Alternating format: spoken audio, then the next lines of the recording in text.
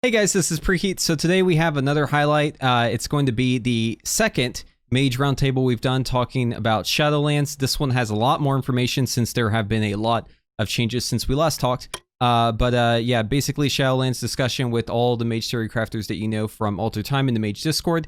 All the information about them will be linked down below in the description. But anyways, let's hop right into it. Cool. Okay, thank you all for coming. It's awesome that we get to get together again and discuss mage stuff. I know that we've been talking since last time about like when should we do this again? When is it going to be important for us to kind of get into the weeds once again on this stuff? I think enough has changed, and definitely have a lot to talk about today.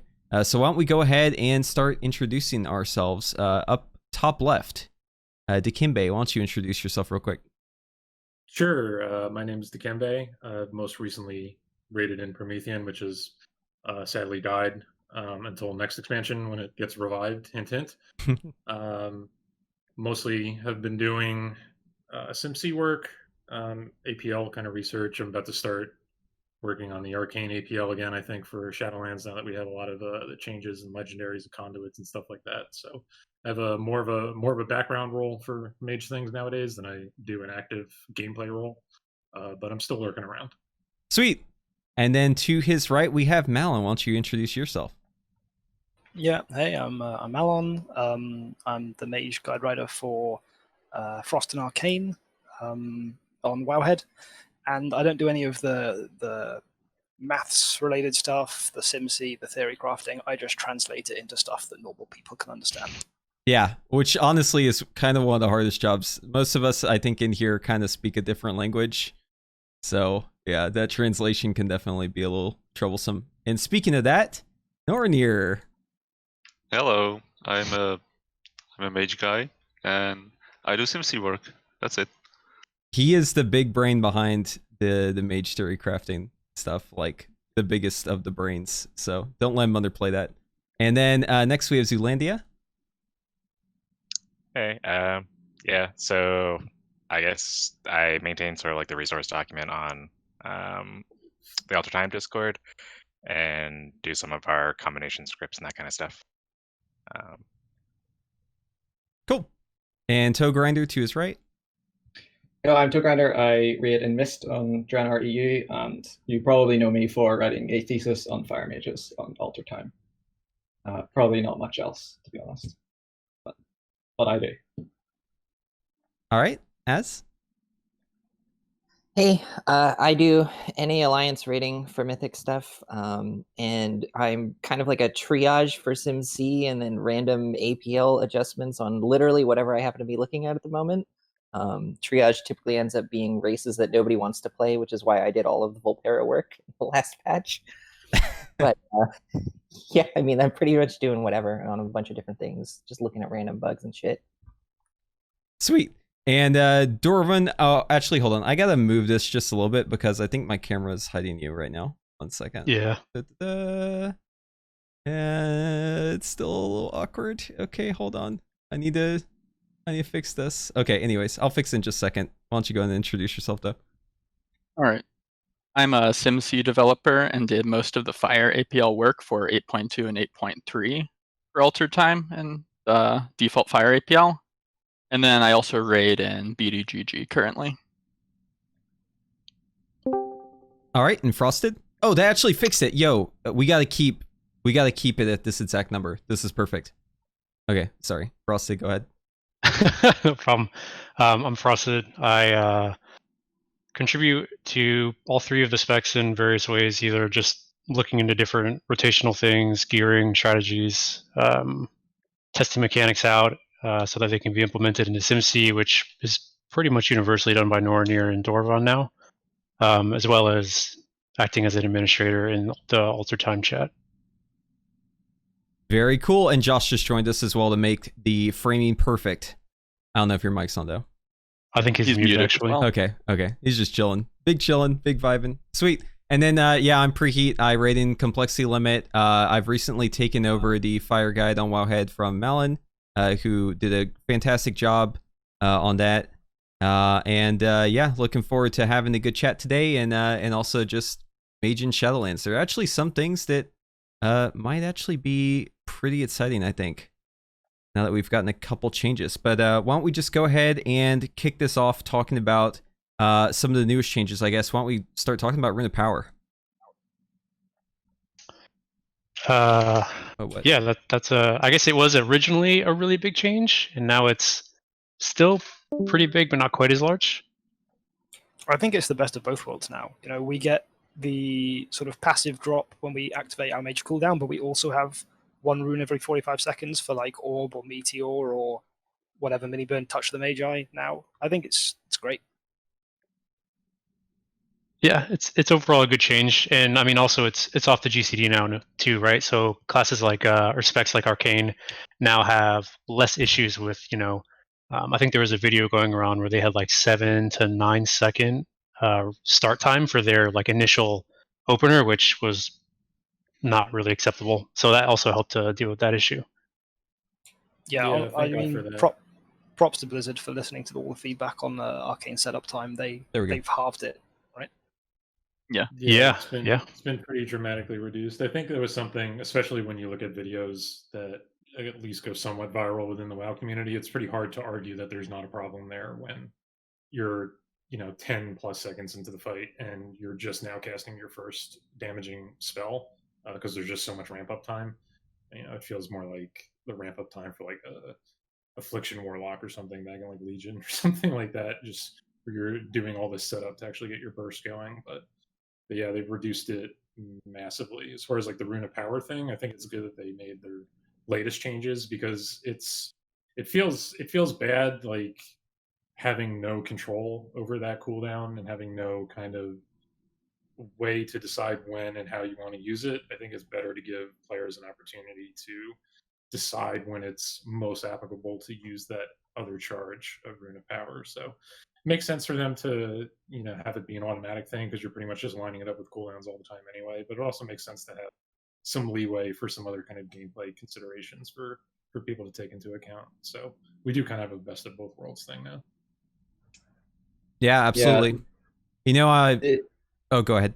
I was just gonna say on that point, like the only thing I would say I don't like about it is because we're in a par a lot of the times in like raid fights you need to wait for a point where like it's good rotationally because like you have some damage and there aren't like mechanics going out, which whenever you had 2 charges was really nice because you could just like burn a charge with your cooldowns and then you like sit on a charge and you're not wasting any cooldowns, at least not for 40 seconds. Yeah, you still have a charge ready to go whenever it's a good point. Whereas now like if you want to wait for like a good point in the fight, like you do have to hold the cooldown for a while. It's like that's like I think like the only negative of the new Rune of Power that I've found so far anyway. Yeah, absolutely. I mean, like, I think a lot of us had like a kind of small heart attack whenever we saw the change initially, right? Before they changed it again. Because it was like, oh, Rune of Power is automatic. Which at first glance is like, oh, hell yeah, it's automatic. Let's go. Let's cooldown setup, right?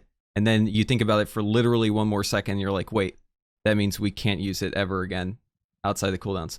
But yeah, the setup where they basically have it, 1 charge you can use, 1 charge always goes with your cooldowns. It's essentially the same way we've always been playing it, but now it's just like less of a hassle. It's literally just quality of life, and the Rune of Power lasts longer too, which is nice as well.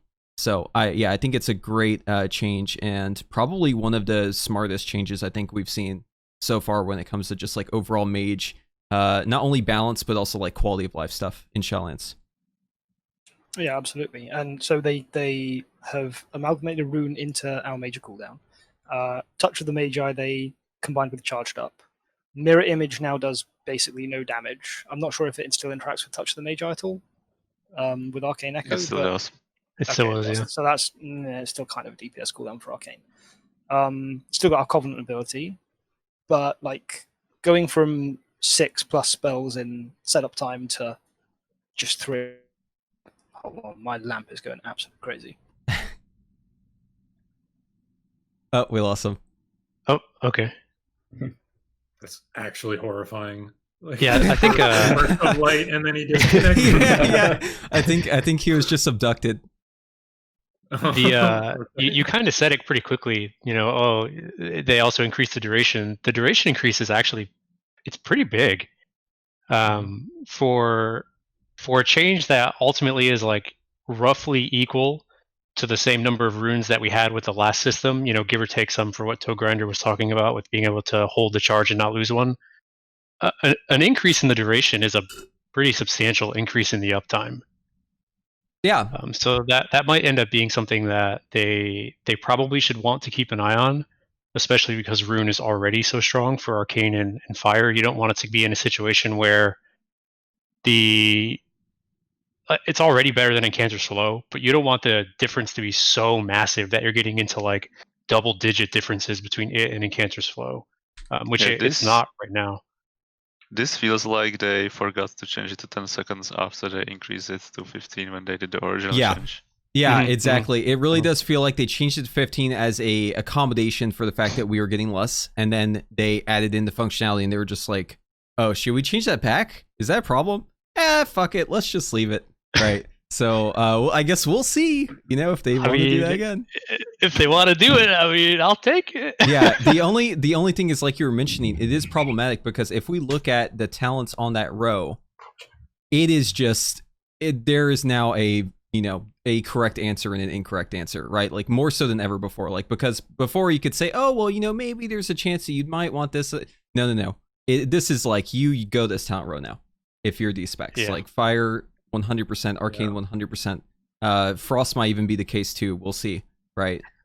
Frost has a pain point that we haven't brought up yet, in that Icy Veins is still a longer cooldown than the other two, so the effective number of runes is less for Frost than it is for the other two specs. I think Frost has bigger issues in that Rune of Power is just not as effective as it is for the other two specs. I don't think this is an issue that you can solve without having Rune interact differently for each spec, like different numbers for each spec or something like that.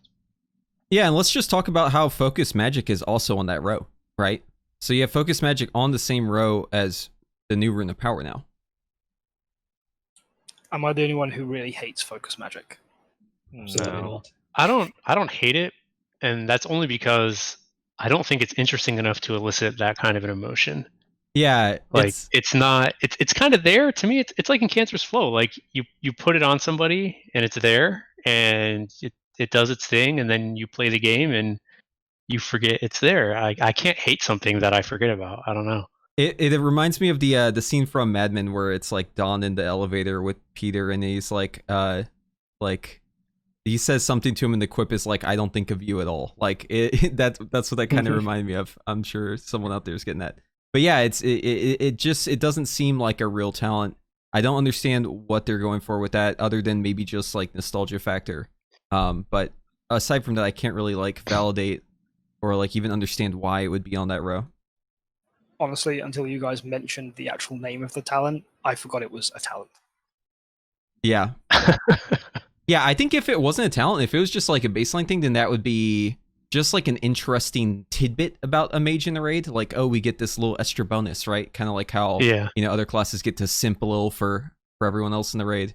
But I don't feel like it meshes well with the mage identity either, right? Like mages aren't known for simping. That's druid and shaman shit right there, and priests. So I wonder if they're gonna make it into a situation where you can manipulate it during the fight in such a way where maybe you give it to a fire mage or something. I don't know if they can figure out a way to turn it into like a mid-combat gameplay decision as opposed to what kind of like PI. Yeah, kind of like that. Something where you can. There's some circumstances that align that make giving focus magic to a particular target, like before they blow their cooldowns or something like that, where it makes sense to give them focus magic because it benefits them, but it also benefits you. Maybe they could turn the talent into that, but as it is, it's kind of like in Canada. You can kind of do it right now because the spell is not on global cooldown, so you can just swap it to whoever is gonna crit in the next few seconds. Yeah, exactly. I mean, you could do that. You could do that now, but is that really compelling gameplay as it is? And can it compete with Rune of Power? Is the big thing. I mean, it's compelling for people receiving it. True. Is it though? True. Like, people love pre DPS. I mean, I don't know.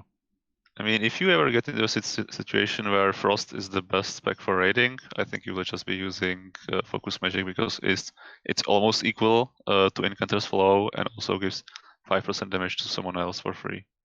Yeah, no, absolutely. I think there's a pretty good case for this for us, but once again, we're in the situation where it's like, if you're this spec, you'd go this talent, right? And I think that's kind of what they were trying to get away from with a lot of these choices, but if anything, we're just reinforcing them. I think Rune of Power is a thing. I was just going to say, like, talking about different talent choices for different specs. It's not so much for different specs, but for different situations.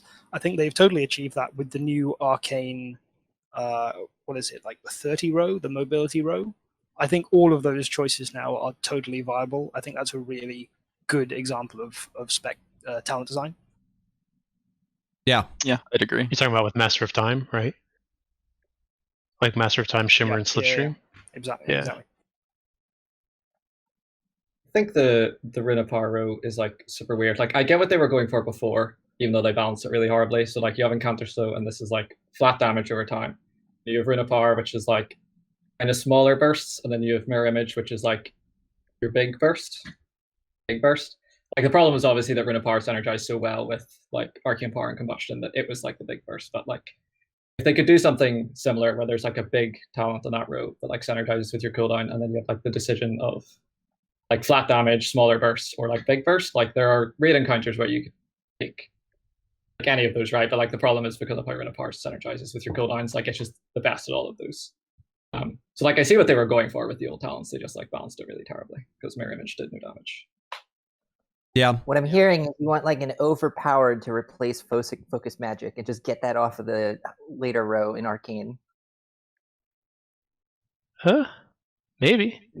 Yeah, something that's just like big cooldown, and then probably should. Yeah, but the thing is that the problem with that row is that you've got Rune of Power, which is like short, frequent bursts, Incanter's Flow, which is just like passive damage increase. So what niche is not filled there? It is long cooldown burst, right? That's that's not the row, which is what Mirror Image did, but it was just badly tuned.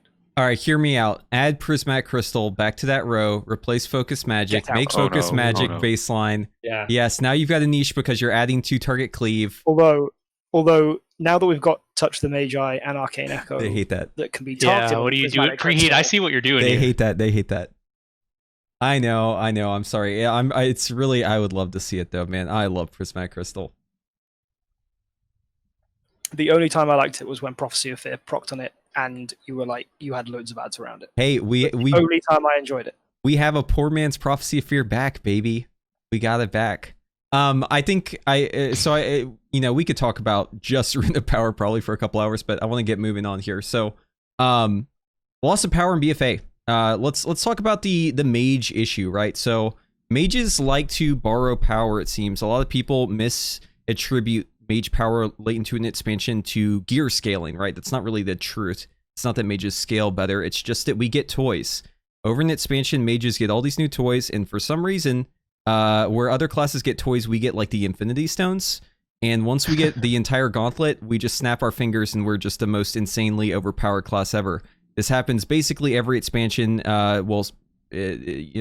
since like Warlords of Draenor, I think, or Cataclysm, it's been the case. So new expansions are always weird because we lose all the Infinity Stones. So, what do we think about that? Like, how impactful is losing our Infinity Stones this time around? I have worries because I feel like there's not something about, I guess we're talking about fire specifically here, that makes fire really good with borrowed power. It's been like coincidental each time. So like if you look at BFA, it's like the interaction between Blaster Master, Lucid, and Embracers. If you look at Legion, we just had like the most overtuned legendary in the game. So it's not like we can rely on it happening again. Like it could, but like my worry is like there's not something about fire that like makes it like that, right? Like we could get borrowed power that's just on par with every other class, and then you suck. Yeah, it's a particular concern for fire, and I think leaving Legion, I think a lot of us were genuinely concerned about that, losing all that borrow power from legendaries and artifact and things like that. Some of that got baked back into the class itself as talents, or obviously BFA introduced quite a lot of new things for us to borrow power from. So our concerns were kind of invalidated because it got replaced with things that were probably even more mind-blowing after the fact. But we're also now going into an expansion where I think we're losing even more power than we were at the end of Legion. And we're also seeing some pretty fundamental changes on how fire operates and how it functions. So I think the concern for fire in particular now is probably more than it has been at the end of previous expansions, because we just don't know how it's going to like play out at this point, because we're losing all of that functionality at the same time that there's fundamental changes that are happening to the class. So you're taking like 2 steps backwards almost. Well, I think there's a statement to be made for like the last 2 expansions that, like, for Combustion in particular, we've got power that lets us actually have something to press in that back half of it, where, like, I know that Scorch works fine fundamentally, but a lot of people just don't like it as a concept where you're casting there. Yeah, that's true. And then obviously in Legion we had Phoenix Flames, and then we had Lucid again, so we had more Fire Blast charges, and now they've given us Phoenix Flames back baseline. So that solves that problem, but then Phoenix Flames, and sort of by extent the Ignite spread mechanic, is its own problem. Yeah. I think this all kind of ties back to target caps and how they want to implement Ignite. And it's just kind of a mess, right? Because if you have, like, with Fire Blast, people said, okay, well, you know, it's great that this has no travel time. It's great that it's off the GCD. These are things that should be required to spread Ignite.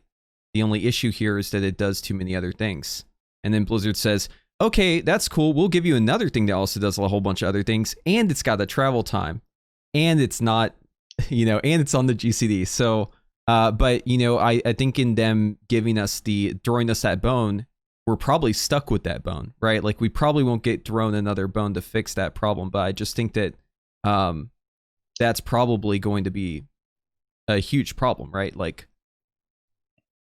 well, I think it would be a huge problem. I disagree, because I don't think like you need to have Phoenix Flames or a way to spread Ignite be of GCD for it to work. I think like the main issue with the way spreading Ignite works is that Phoenix Flame interacts with Hot Streak, and that can be kind of annoying. They thankfully removed the guaranteed crit, which makes it somewhat better, but it still has some issues where you probably wouldn't want the spell to interact with Hot Streak at all. But the other issues, like it has stealth time, it's on GCD, I don't think that's an issue for spreading Ignite. Well, I'll give you an example. So let's say you're doing Huntsman, right? The new boss, probably like second boss, spawns ads. Those ads take more damage, right? So fire mages are thinking, ooh, what if I give this guy a really big Ignite and then I spread it to the boss? I bet that'll really cook the boss. So you do that, and you get this Ignite that takes out for 2 million damage. But let's just say that you weren't in melee whenever you cast that Phoenix Flame, and it just so happened to tick before you got there. Now you're talking about losing like a ninth of 2 million, basically, like over 1 million 100,000 damage, just because you didn't run into melee as you were combusting on this guy. So like that sort of situation, it may not be like a huge issue, I guess, to like the player base at large, but like on the like min-max level, you know, it's kind of significant, I guess you could say. I wonder if we're going to see the like combustion rotations that we had at the end of WoD, where you had to run at your crystal while you're like spamming Pyroblast and shit, like Dragon's Breath and melee and things like that. Those were for different reasons, right? Because you were trying to generate like a really big Ignite, and you wanted spells to impact in between ticks, right? Yeah. So someone brought it up a while ago, but I really like the idea of, like, not to obviously be offering suggestions, but like Flame Strike spreading Ignite, because it's not going to screw up your Hot Streak because it consumes Hot Streak. It doesn't have a travel time, and we always have these really weird issues with Ignite, where when Ignite becomes too good, like you never use Flame Strike even on AoE. Like it's just better to just pummel one target and spread Ignite. So like I feel like it fixes like a couple of different issues. It's not the most exciting thing in the world, but it's a change that I would definitely like to see. I feel like the Ignite change is a way of pushing us back towards using Flame Strike for our main source of AoE, because like with Phoenix Flames, because it interacts with Hot Streak, and we'll want to put 3 into each combustion. You only have, what, like 1 to use between combustions? So what's your other option? Like, you use Flame Strike. Yeah, I don't think you actually want to do that. I don't think that's what they intended, for you to just burn all 3 of them in your combustion. Yeah, I'd be totally okay with them just making it not interact with Hot Streak at all. Like, Phoenix Flames can crit, but does not contribute to Hot Streak. It's just an Ignite spreader. No, what I'm saying is that even if it works this way, I don't think what you're suggesting is optimal unless you're talking about pure single target. Because the Ignite spreads are too valuable to just waste in combustion when you can be spreading Ignite between combustions as well. Oh, okay, so you think using the Scorch Fire Blast rotation is going to be superior to using... Yeah, it's going to be like you will do your main rotation where you consume all the Fire Blast, then you will do 1 Phoenix Flames to spread the big Ignite, and then just finish with Scorch. Yeah, that's probably the case. The other thing, like with the Huntsman example Preheat brought up, I'm pretty sure that's just a bug. I don't think we're going to be in situations where you want to spread Ignite like 3 times back to back. Since Ignite's never worked like that in recent years, where if you spread Ignite and then like to a damage vulnerable target and then spread it back, it should be the same on the target you spread it back to. It shouldn't get bigger from doing that. Yeah, stacking. If that's caused by stacking Ignites, that's definitely not something that you're... Yeah, because right now, if you do that optimally on Huntsman, you could get, like, as Preheat was saying, like Ignite ticks for millions right now, and this is when people are doing like 5,000 DPS on the beta. Yeah. And so that's not going to happen. Yeah, especially because we've seen our fair share of Ignite spread related bugs throughout this alpha and beta phase. Yeah, I mean, you say that's not going to happen, but that dominated all of WoD, right? Yeah, that's... I'm kind of laughing over here because I'm like, yeah, that Amber Shaper, guys, you remember that boss? Yeah. 2 million relative to 5,000 is fair. I mean, that's... You're talking like orders and orders of magnitude. Like, yeah, I'd just like to point out that if you take a look at current Ignite in Legion and BFA, it doesn't do this thing, where if you build a huge Ignite on target with damage vulnerability, and then you spread it to a target without, it doesn't get this insane tick damage. So this feels like a bug they introduced when they did the Ignite rework. Yes. Yeah. Absolutely is. Yeah, it does not work that way on live, correct. Yeah, we kind of got off the rails here, but I want to kind of like return to the initial point, which is just like how it impacts the game, that it seems like Mage gets so much of its power from things that are temporary, right? Like, you know the saying, it goes, the juice is temporary, but the sauce is forever, right? Like some classes have the sauce, Mage has the juice, and it's just, to me, it makes me very anxious going into a new expansion, just because I know that I'm losing everything, and it just could be bad. Like, granted, it has been good in the past, consistently, but it could be really, really bad. Yeah, I mean, it's a huge impact on the game, and I think you see it in the community, right? Like, the majority of people are not happy when it comes to expansion cycle turnovers. It doesn't seem like Blizzard either they underestimate how unhappy people are about these like large drops in power in between expansions, or they just don't really care, and they're just sort of set in that this is how they want to develop the game, right? Like, they want borrowed power to be a thing. They want these constant recycling of effects. So I mean, I think it's a huge issue, and I think it's that the severity of that issue is reflected in the community and the way the community reacts at the end of every single expansion they've done this. But I'm not sure if that's really an issue that they like the issue doesn't align with what they want the game to be with, right? Or what they want the game to be. So it's just kind of something I feel like we sort of just have to suffer and deal with. I'm not sure what to do about it. Yeah, I mean, the other option is to continue building abilities and new talents and stuff, as we did all the way up to Warlords, but then we had the ability pruning, the infamous ability prune. Yeah. And now they're just sort of starting to give us stuff back, but still no dampened magic. I think a really good middle ground would be to have a lot of these borrow powered effects, right? And then at least make some effort to look at which ones were really good in terms of gameplay and what they offered to specs, and maybe pick like 1 or 2 of the good ones to actually have as like a new expansion feature that becomes part of the specs, right? Similar to how we saw like the Scorch Belt and the Pyroblast Bracers become talents for fire. You're seeing the legendary kill effect for Arcane become a core aspect of Arcane now. I think if they maybe did this a little bit more and made it more obvious to the player base that like, yeah, you're going to lose power, but we're going to try to keep some of the cool stuff, maybe then it would sort of mitigate how players feel at the end of the expansion, because they sort of do it now, but not to the extent that I think they could. Yeah, I agree with that. And then the other thing, of course, when going into beta after losing all the power, often the spec auras are really off. So like right now, if you don't have conduits and you don't have legendaries, Arcane just does like 40% more damage than Frost and Fire. And so that's kind of problematic early on when people are trying to test things, because people are naturally just going to play whatever's strong in beta. And so that affects everyone's initial impressions a lot. Yeah. I think he's totally okay with that.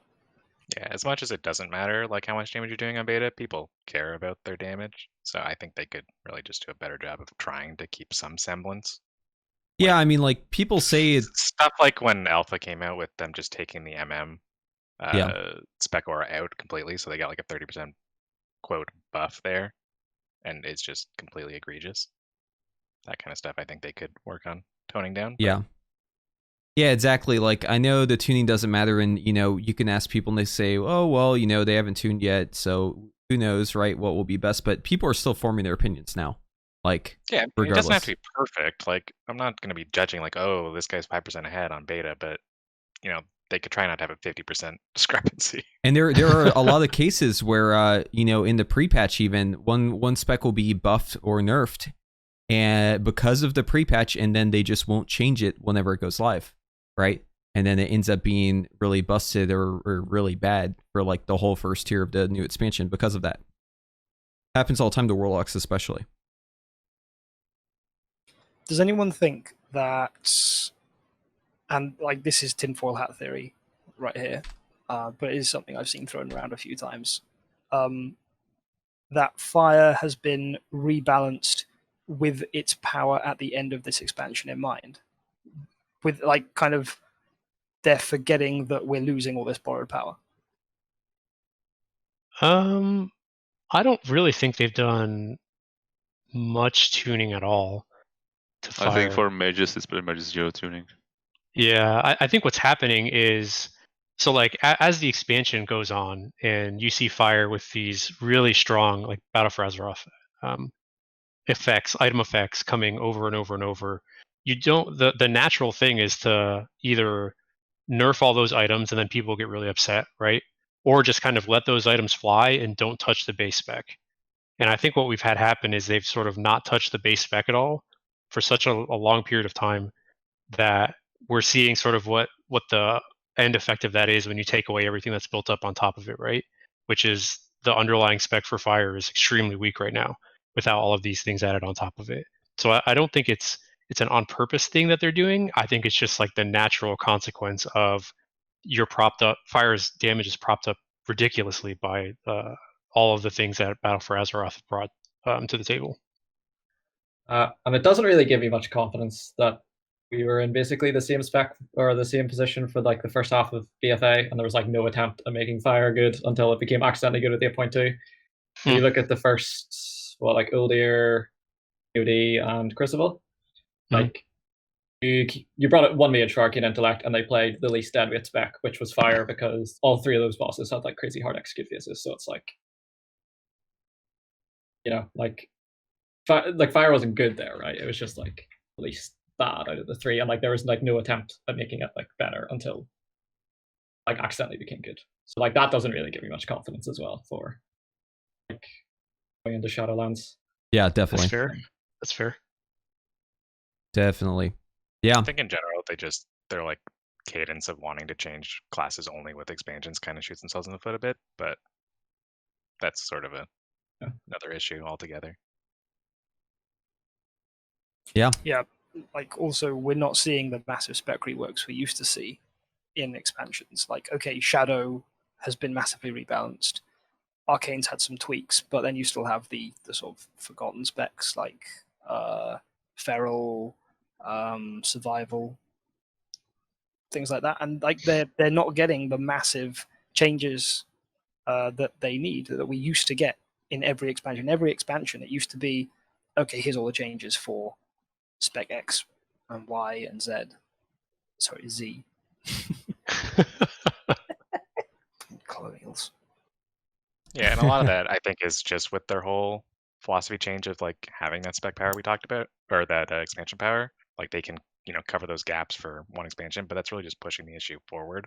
It's not actually fixing they're anything. throwing a plaster on it. Yeah.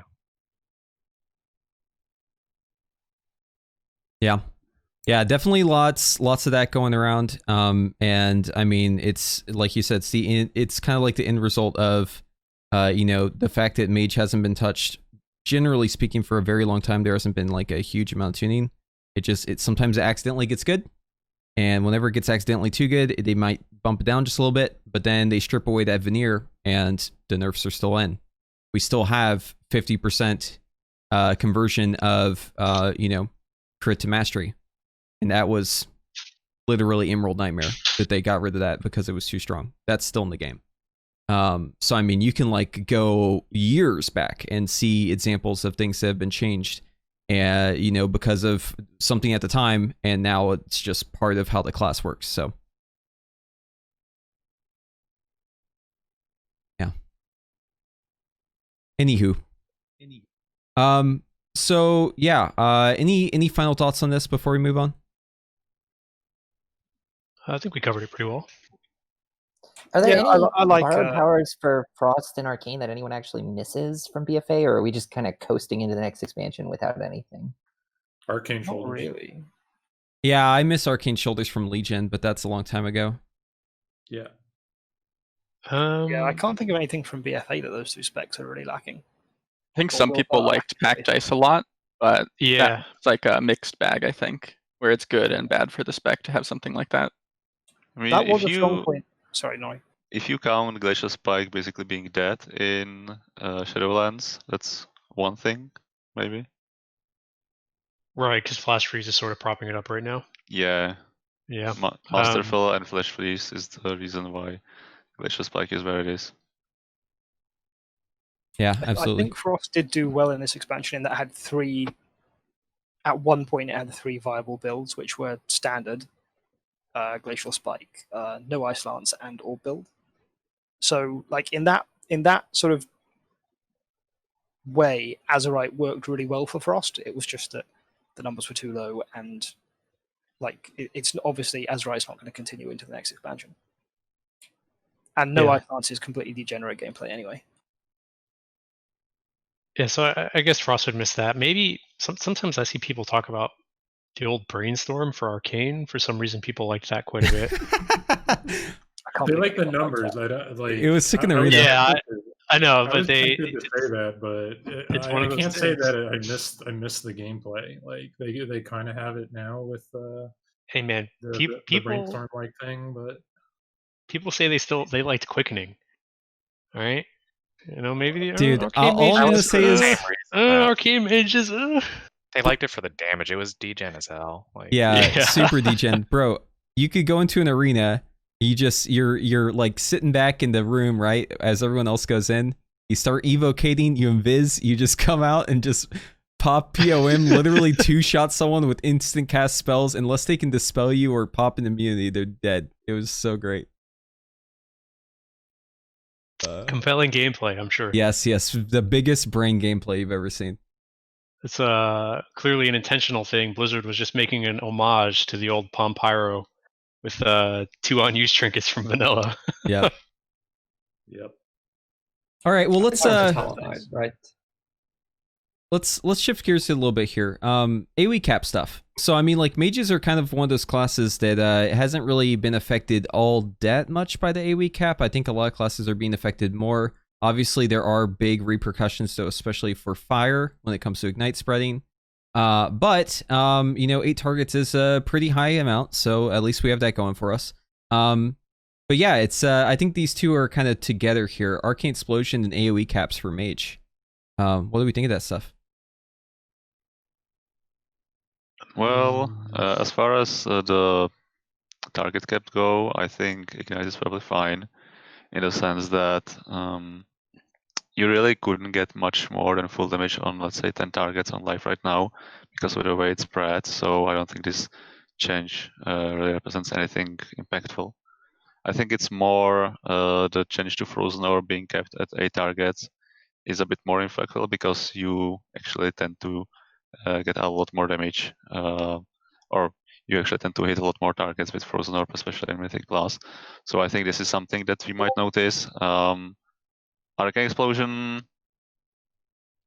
yeah, that's an interesting one. I think it's pretty nice for Frost, because it allows you to do something during your downtime when you're waiting for your cooldowns like Blizzard and Frozen Orb. It's a bit annoying for Fire, because it basically discourages you from doing your Fire rotation. Again, we've been talking about Flame Strike not being super useful on AoE. I think this doesn't help, because the damage of Arcane Explosion is quite competitive, which I think is nice. But the problem is that it might push Flame Strike out of rotation again. Yeah, especially with Ignite being a spell where if you use any fire spell, you're going to refresh the duration, and if you have a big Ignite rolling, you'll reduce the damage of the ticks, even though you'll get more ticks. So if you're trying to burst stuff down, then Arcane Explosion would definitely just be better than using Flame Strike, because then your Ignite can actually fully burn out while the targets are still alive. Yeah.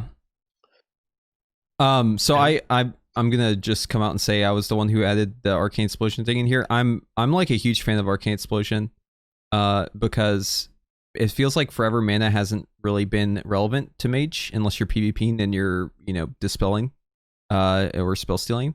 And I feel like Arcane Explosion actually makes it so that I'll actually give a single fuck about my mana while I'm doing raiding, because it's like, oh, I need to save my mana for when I need the Arcane Explosion a bunch of stuff, right?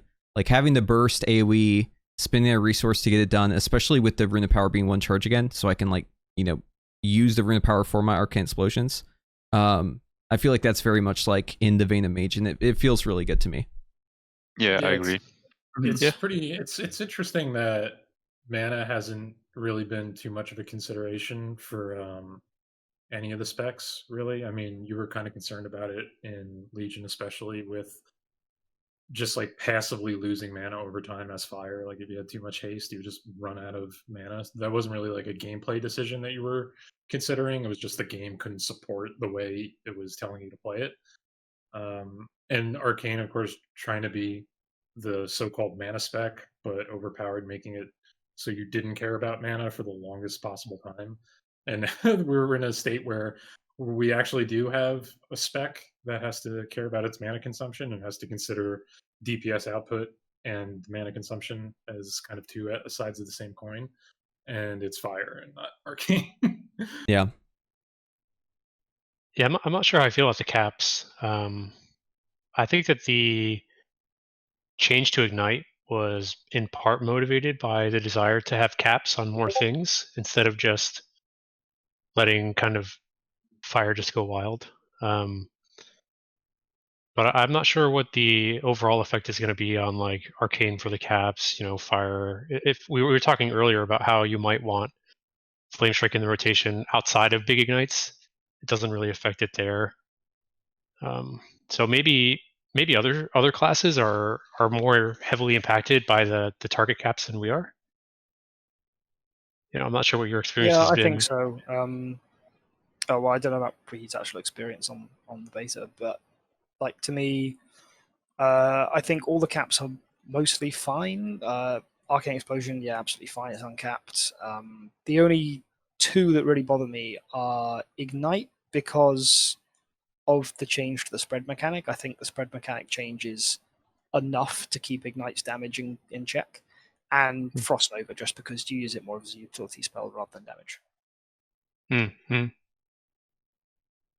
Yeah, I don't really mind the caps. I mean, I think the Frozen Orb one is kind of unintuitive, especially if you're trying to like kite big pools. But I guess you have like Blizzard and a bunch of other spells and change which mobs it's sticking on. I kind of fine with the Ignite one since, as Nori already said, it's like really hard to spread it.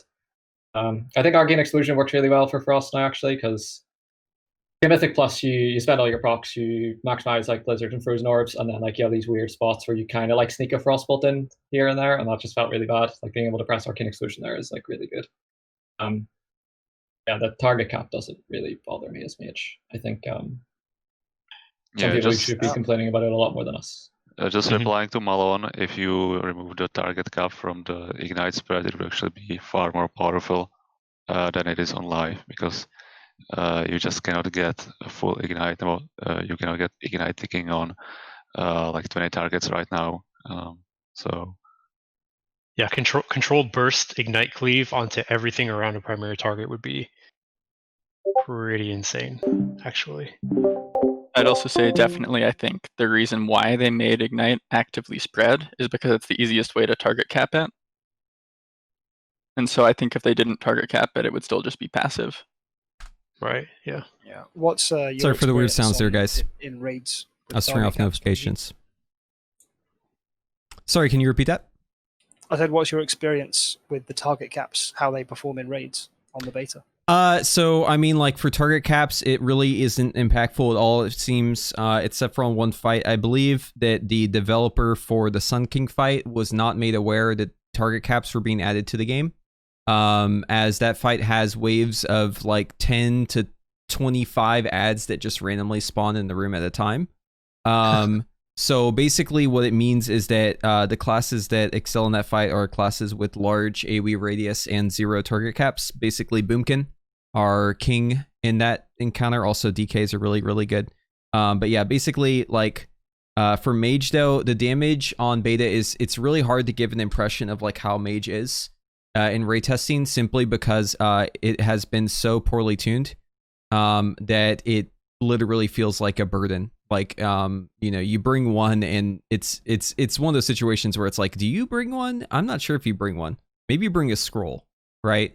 But it seems like maybe since the Frost Legendary has been changed and it's actually working now, the one with Frozen Orb reducing cooldown and giving you Ice Lances, it seems like maybe things are turning around a little bit. But yeah, my overall impression of target caps is just that they don't seem to really exist at all for Mage. Like, I don't think about them at all. I'm sure if I were to compare untarget capped Frozen Orb funnel to target cap Frozen Orb funnel, I would feel it. But I can't do that, right? So, and right now it's just, it like on live it plays too much differently, and it just feels so much different that I can't really make a comparison, I guess. I think so. One thing that's raising a point about when you mentioned like Boomkin's going to be king on some fights is, I mean, looking forward beyond the tuning, obviously, is it possible that some of these fights are going to be like, oh, you want to bring the uncapped classes like mages with blizzards or arcane explosion specifically to replace like a bunch of melee who can't cleave everything? Like, is this going to help us outside of that, do you feel, or is it going to be just like nobody's going to care because it's going to be useless fights and phases? I'll just put it this way. It's definitely been said a couple times, get everyone with target caps out of the raid. Like, we've literally uttered these words before. So, I mean, yeah, they're definitely having an impact. Now, obviously, like, most of the time whenever we say that, it's a meme because the tuning is just a fucking, you know, it's a dumpster fire on beta, right? So, like, we're just, like, looking at the DPS meter. Okay, this class is doing a third of this other class's damage. Get them out of here. Like, Shaman are banned. No blue guys in the raid. Get them all out. That sort of stuff. So I mean, like, yeah, it's partially memes, but I mean, a lot of it too is actually like the design of the classes, right? Like, if something is target capped at 3 as a melee, you're gonna have a really hard time competing against someone who can, you know, just blast at any amount of targets. It's just how it's gonna be. I mean, I think they're missing the sort of crucial part of this whole decision, that if you're having these sort of like scenarios or niches where they're supposed to be thriving, they need to actually excel in those areas instead of just back to the current state where the more AoE you can do, the better for every single class. But that's partially tuning, so I don't know. Yeah, it definitely goes back to like what is my purpose, right? Like what does my class do better than everyone else? If the class that does the best split or like spread cleave does the best stack cleave, well now you have kind of a problem. If that class also does the best burst cleave, well now you've basically created a situation where there's no other use case, right? Except for maybe like single target or execute. But if they also have the best single target and execute, Warlock, then what else can you really do, right? Like what else is the niche here? Immunities, I guess that's really all I can think of, right?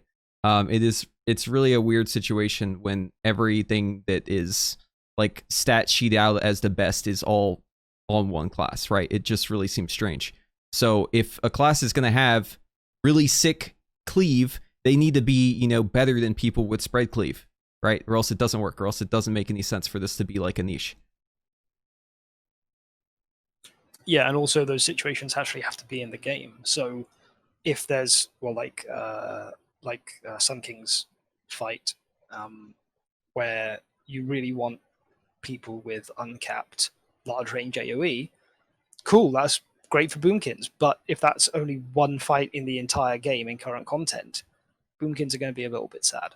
Like there's always one or two fights in a raid with spread cleave, right? You want to put him on the back half too. I want to make that clear. Like putting it in the first 3 bosses, nobody's going to bring anything to that. Yeah. They're going to blaze through that. Yeah, those are loot bosses. True. I mean, yeah, on that point, like it's fine to have a raid tier that is based around one thing, right? And it's fine to mix it up. It's just whenever you go like too deep, it kind of causes problems. And in fact, I think Nyalotha is guilty of that. Like way too good of a cleave tier. Like you could have had fire mages nerfed 20-30% before going into that tier. My guild would have ran the same amount, most likely. They're just way too good because of the cleave, right? The cleave on Carapace, the cleave on Nizat, you know, Rodin, Hive Mind, Vexiona, the list goes on and on and on, right? It's just one of those tiers where cleave is king. This raid tier, it looks like a lot of stacked, you know, stacked AoE kind of stuff, or not stacked AoE, spread AoE stuff, right? So, you know, definitely the paradigm is changing just a bit. Outliers like Sun King are fine, but yeah, if you're gonna want to like give each class like their fight, you gotta actually make it an impactful fight. And with the current design Blizzard is kind of going after, it seems like they're just making a bunch of really easy bosses and then like 2 hard bosses, and that's just how it works, right? So if it isn't one of the 2 last bosses, basically you're shit out of luck. I did hear some mutterings that some of the fights had been changed in the recent round of changes on beta. Is that true? Because there was a lot of complaints about the first like 9 bosses being basically the same. Like you get a debuff, you run out of the raid. Here you have a target switch. Yeah, I think we've been testing LFR instead of Mythic. That's the only way I can really put it, because it doesn't seem like these bosses are like, I think they're gonna have to retest a lot of them. Either that, or we're gonna end up with a fucking hell of a tier, because they're gonna turn the knobs way up once they see us knocking these bosses out. But yeah, the difficulty is definitely not there. You know, it's beta, like everyone says, oh, it's beta, but I mean, come on, we're doing these tests and it literally feels like LFR. There's a problem. So we'll see. But basically everything is like, oh, it's single target, or oh, it's single target with some spread cleave. Or, you know, you bring some dollars, basically. That's it. I mean, it is beta, but they're not going to redo every single fight mechanic in the realistically 4 to 6 weeks before they start finalizing stuff. Yeah. I don't know. Like, it's pretty tuned in at this point, I think, mechanically. Yeah, you might just have another Emerald Nightmare where it's kind of for most of the fights. They got some bangers though. Sludge Fist, or I think that's his name. The absolute unit. Yeah. Yeah, that boss, I don't know, you know, your opinions, Dorovon, on that boss. Sludge Fist is really good. Yeah, I think that boss I'm really is happy sick. with that fight. I think that's gonna be one of the sickest bosses like I've done in recent memory. Like that fight is actually insanely awesome. Other fights that I think are great, I quite enjoyed Zyro a lot. Zyronic, I think that's his name. Artificer Zyronic. The teleport dude. Yeah, the teleport gimmick boss. He's kind of fun. Yeah, and then also obviously, you know, Sire is pretty sick. Are there any fights where you've been like, I'm glad I'm playing a mage on this fight? Any that have been really fun because you're a mage? Okay, yeah, let's talk about this. So remember that boss, Hungering Devourer? Remember that guy? Yeah. And there was a talent that we once had. It's weird because I can't find it in my spellbook anymore, or my talents, but it used to be called Mana Shield. And it was this really nifty talent where you could just keep putting out absorb shields on yourself, and it just cost you mana as arcane. Yeah, unfortunately, it seems like this talent has gone missing. But that was probably the first time and last time, only time, that I said, wow, I'm so glad that I'm a mage. And it was also the only time that in our Discord it was uttered, bring more mages into the raid. And now that talent's gone. So rest in peace, that dream. Yeah, that was literally the only fight, and it was for one talent. That was the only reason, and that talent is gone. Yeah, talking about Sludge Fist, the one unfortunate thing there is that it's really hard to use Blink at all.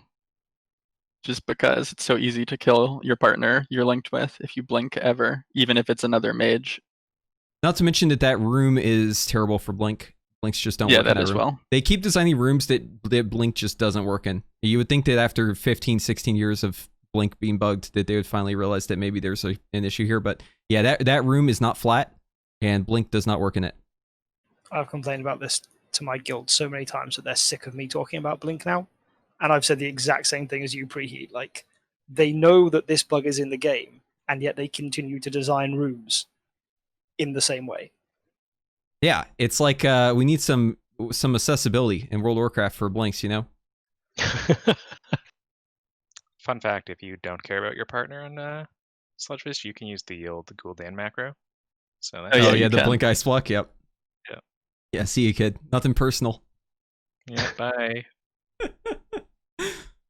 Cool. I think one of my sorry, I was just going to say, I think one of my bigger concerns with Mage in the raid, at least compared to Proc, that's the other class I play, is I feel like I really, really need the multi-spec more. There's a lot of fights where I'm like, oh, I really want to play Frost here, or I really want to play Arcane here. Like, this expansion is just not friendly towards that at all. That's been the case for the last 3 expansions, though, right? Like Legion, you really couldn't do that because you lacked AP. I mean, BFA tiers in BFA, right? We played all 3 specs on progress, so I don't like. I mean, respecking Azerite's annoying, but it's not like, assuming you have the goal to do it, it's not like an actual barrier, right? Like, you played all 3 specs on at least one of the bosses in both. What the first 3 gets called? Uldir and BOD. So, like, I think it's possible. It's just like, this seems a lot worse than BFA in terms of being able to switch specs. And when, you know, there's a couple of other classes that, obviously you want to change spec to like maximize, your effectiveness on a fight, but it's like, how bad are you if you don't? And I think like mages are quite bad on a lot of the fights if you're playing the wrong spec, and I think the right spec changes on a lot of the fights. Not really where I want to be. Yeah, I mean, it's definitely the case where I think it's definitely better to have at least 2 mages in testing. Like, if you don't have 2 mages, then you're kind of not going to be doing good damage at all, really, right now on the beta. So, like, having 1 for Arcane and then 1 can just, like, cover Frost and Fire at the same time, I think. Honestly, for Frost and Fire, I feel like the Covenants are so non-impactful when it comes to, like, their actual abilities that they give you that it's really just about the Soulbinds. And I feel like, you can kind of just YOLO it. In fact, I've been playing Venthyr because... Very interesting perspective. Yeah, well, especially for Night Fae, the Social Butterfly is one of those, like the Soulbinds for it. There's no caps on it, and it stacks. So you can all just stack up people and have like infinite damage increases from it. I don't know. I don't know if it's just tuning or what the deal is, or maybe it's bugs or they didn't think about these abilities, but a lot of the Soulbinds are really insane. And they don't seem to have like limits to their interaction with other Soulbinds. So do we want to talk about Covenants? Yeah, let's talk about it. Since you're going into Soulbinds. Might as well. I mean, there's so much to say here, right? But I think you've picked up on a really key point there, Preheat. Like, especially for Fire and Frost, it's just about picking the best of a bad bunch. Yeah, that's how it feels to me. I don't know. Yeah, what did the numbers say? Like, I haven't actually seen anything, and obviously I haven't done any simming. Like, is there any inclination of one that's just, like, very obviously best just numerically? I mean, everything's pretty close on single target, and not counting the Venthyr conduit. And then Necrolord for Arcane is way ahead on Cleave, which is obvious. Yeah. Other than that, they're not too far apart from the early sims I looked at. But then the Venthyr conduit is just ridiculous if you can actually make use of the ability. It's like most of them are coming in between like 2 and 5% for the like non-conduit enhanced variants on single target for like Fire and Arcane. Necrolord is like universally the worst on single target, and then you have like Night Fae is pretty good for Fire. But yeah, the Venthyr Covenant or the Venthyr Conduit is so strong if you can actually get 3 stacks pretty quickly, or at least have 2 or 3 stacks during your cooldown, that it's stronger than all of the other Covenant abilities combined. Yeah, it's like extremely broken. That's the Siphoned Malice conduit, yeah? Yeah, it's that's spell power. Of Torment is consumed, your spell damage is increased by 10% for 10 seconds. Exactly. Yeah, 30%. That's the one I've been testing with, just because, yeah, fired up and now we're testing that. It turns out that basically everything procs that on bosses, like literally everything, so it almost always procs all 3 right away. There's even some things you won't see in the combat log that proc it, like abilities that they have hidden that the boss uses to trigger some mechanic. Yeah. So that will happen occasionally as well. In fact, even in PvP, there are Covenant Soulbinds that trigger it that are invisible spell IDs. So if you duel a hunter, for instance, and apply it to the hunter, and they just sit AFK, it will instantly go to 3 and blow up. Yeah, it's really crazy. I don't understand. I don't think that the Venthyr Covenant is like actually balanceable. The conduit is so broken, and like the deltas in its performance are so large from like fight to fight or like situation to situation, right? Because you'll have a situation where if you can only get 1 proc, it's really not that good, even with the conduit. It's just not that good. But then if you have things like you're saying on bosses or encounters where you can actually control when you're going to get the burst window, which, because it's a 1.5 minute cooldown, you basically have like a 30-second leeway to plan to get your ramp up to the 3 stacks for a cooldown. So it's a good player is going to be able to figure out how to do that to not have to delay their main cooldowns. Like there's no way you're going to be able to balance that. It's actually insane. I'm not really sure what they're going to do about that. Yeah, it's Siphon Malice is the name. It's also just like a straight unintuitive spell for a lot of people. Like, I don't like it. It's my least favorite by far. Yeah, like one weird thing about it. Strong, but it shouldn't rely on a conduit to be usable, though, right? I agree. Yeah, the 2 main things that I think are like very broken about the Venthyr Mirrors of Torment is, 1, the conduit is mandatory. Like you really need to use it. Without it, if you're getting 3 procs, Venthyr is still fine. It's competitive with the other guys on single target. But the conduit is so strong, it's essentially mandatory. And then so like that's broken. You shouldn't have to use a conduit. And then on the other aspect of it, the whole idea that someone needs to cast or get an ability off on you for it to work, I think doesn't really make sense. The design itself is fundamentally flawed, because in PvE you do not want things to cast spells, and then if they do cast a spell, their cast speed is slowed, so it makes it less likely they're going to cast more stuff. Yes, it really doesn't make sense. Like mage isn't about being tanky, right? You're about like you disorient things, you knock things up, you counterspell them, you sheep them, you prevent damage. You know, blink tries to avoid damage. The idea that the Mirrors of Torment want you to not do that and then hurt yourself doesn't really make sense to me for how mage plays. And then I think in coordinated situations like in Mythic Plus, what are you going to do? You're going to be like, hey man, please don't stun that guy that's about to chain lightning our group. I really need my mirrors to proc. Yeah, like that's just not gonna happen. It doesn't make sense. Like the whole, regardless of how strong or not it is, the gameplay aspect and how you like interact with other people in a group, I just don't think is good. I really think of all the covenants, the Venthyr Mirrors of Torment needs like major changes to it. Yeah, and the fact that so we're talking about it right now, rank 1, 10%, 10%, 10%, so 30 in total. This goes all the way up to 30% per stack, which is a total of 90% spell power increase, guys. just for everyone to realize what the scope of this is. Because right now, I'm like, I think we're kind of discussing this at like base levels, right? But like, just look at how much crazier it scales up, right? That's, to me, that's the thing I'm most scared of, because that enters the realm of, okay, well, I just have to use this in all forms of gameplay, right? I don't have a choice anymore. This is just way too good. Yeah, the soul one could be like 2% and it would still be very good. Yeah. I mean, yeah, I just think it's too good.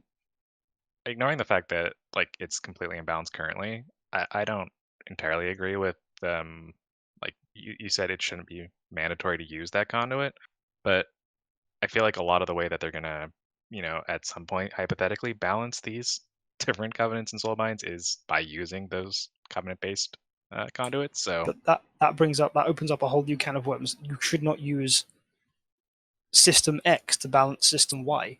Yeah. Yeah, but I mean, they're putting the systems in. They need some way to equalize them. The effects themselves should be tunable. You know what I mean? Like the. Yeah, I mean, they should for sure. But if you hypothetically have just this entire covenant sucks, the easiest way to fix that is give it the conduit, because otherwise you have to buff like all 3 soulbind trees. And well, the soulbind trees are already not very well balanced. They're also generally. I mean, you can just buff the baseline spell. You don't have to buff the conduit. Yeah, the conduit pathing, like the pathing through the soulbind tree and the conduit choice, that should be a choice, right? You should be saying to yourself, what kind of content am I doing? What sort of damage profile do I need? You know, what kind of soulbind nodes do I want? The thought process shouldn't be, I need to fix this thing that I made a very consequential pact for with this other system. Like, to me, that if that's the answer, I think that betrays like an underlying flaw in the covenant system. You shouldn't need conduits to fix the covenant. I guess just like my perspective is that realistically, you're probably taking 3 potency nodes, more than likely for most of the trees. And when there's only 4, right? 4, I think, spec 5. conduits? 5? There's 4 spec. 4 spec. Yeah, 1 there's covenant. Like if you're picking 4 4 covenant. Yeah, not particularly engaging either. I agree. Yeah, So, a lot of them are like they use for specific situations as well. Or the covenant one being good. I don't know. I think it's better that way. Yeah. That or they just add way more conduits, but they're not going to do that. So I mean, like, yeah. I can already tell this question is kind of like a popular one. Let's talk about it from the perspective of someone who isn't like us. What covenants do we just like because they're just cool? You mean the covenants or the covenant abilities? Oh, I'm just saying like the look and feel, the aesthetic, the abilities themselves. Forget about the conduits, forget about the soulbinds, just like the... Necrolord. I think Ventyr's dope. Oh, see, I think Necrolord's like my least favorite by far aesthetically. Because we've had expansions and zones of like necromancy and bones so many times. Like Necrolord's the one that completely turns me off. I like the Kyrian and the Venthyr, personally. Deke, bro, are you kidding me? They literally throw parties where all they do is get a bunch of people together and get drunk. The Venthyr is sick. It's like a bunch of posh people throwing parties. Hell yeah. Well, yeah. I did my fair share of partying. I'm closer to being a skeletal mage than I am a partying mage at this point. So it allows me to kind of cosplay in game how I feel mentally. How about why I like Necrolord more. How about Night Fae? I mean, the spell effects on those abilities are nuts. Night Fae are by far the prettiest. Definitely. Yeah, I mean, I feel like I'm here only to rep Night Fae because no one else has ever backed me that's currently in this chat. But like, I have so many words to say about that on the Covenant ability end as well, because there's such a dichotomy between what I want to have and what I'm going to need to pick in order to raid, and it's killing me inside. You play Alliance. You've just summed up Shadowlands. I mean, look, okay, I get it. I'm playing Alliance for Mythic Cutting Edge rating as a Draenei, so I have no racials. I'm hindering myself on so many levels. I'm familiar with choice over, like, DPS gains, but the melee requirement on the ability for Night Fae is literally killing it because it's good in Mythic Plus and terrible everywhere else. Also, no one mentioned the owls, which I feel like is just a mistake. Who are the owls? Yeah, Kyrians are by far the best. Oh, they're owls? You're talking about the Yeah, cop owls. faction. Yeah, the cops, dude. Oh, I didn't know they were owls. So I only test like the mechanics. I thought they were just like fucking like Well, they're not all owls, but there are. deity based like Greek god people. No, they have these small servants, which are like these overgrown owls, and they are Tell me you're amazing. not going They're with the soul very bind. swole. Like when you use the ability, sometimes they just come to you and ask like, "Do you want me to sing or something?" And it's amazing, incredible. Yeah, or like give my friend a compliment. Which friend would you like to compliment? And then you give them a compliment and they get some gold or something. Wow. All right. I Yeah, pinged I you like that. over in I the. I the love. Discord. Sorry, go on. No, that's it. I pinged him. He can look, and he has a new soulbind to choose now. So Yeah, I love the little mini game for collecting. Was it soul shape forms? I think that is so cool with the Night Fae. Like one of my Oh friends yeah, was all the saying, different forms are sick. Yeah, one of my friends was saying you can be a unicorn and I can have unicorn pets because she plays a hunter, and I can have my own little herd going. And I was like, oh yeah, that's pretty fun. Yeah, I think they're gonna have like way more forms than druids, so druids are like really mad about that.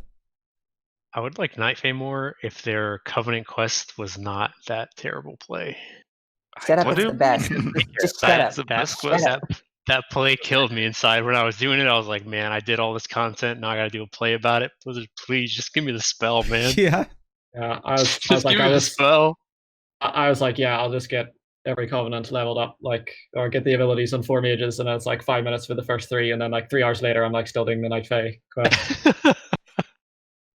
Az likes it though. She It's thinks literally it's the best, and you all suck. It makes fun of the entire game lore that you constantly make fun of anyway, but they do it in like a self-referential fashion. I like it. I Yeah, just I hate like how long it takes. I'm a sucker for self-referencing. Like I definitely was in the same boat. I was like, I'm just gonna quickly set up a Night Fae mage, and then 3 hours later, just still fucking doing that stupid play. But well, I did laugh a lot.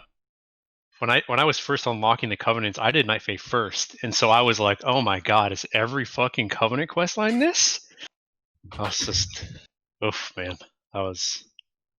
Oof. I think sometimes people forget though that Mythic Raiders are actually people that have feelings towards these things, and none of us are going to get to play our favorite covenants because we just have to pick one with the biggest number in Simcraft, which is unlucky. Yeah, everyone talks about like, oh, you're just 1%. You're just going to be picking like what's best for you, and it's like, yes, we are, but we don't want to. I think it's this is a good time to talk about the Asmongold tweet, right? Where basically he did a poll. I don't know if y'all are all aware of this, but you know, he has enough people watching him where I feel like it's statistically significant. The results of this poll, there were about 18,000 respondents. Wow. So it was a poll and it said, which covenant are you picking? And there were 5 options. So obviously you had Necrolord, Venthyr, you know, Night Fae, whatever the other one is, Kyrian, the cops, yeah. And then the 5th option was whatever the top end players tell me to pick.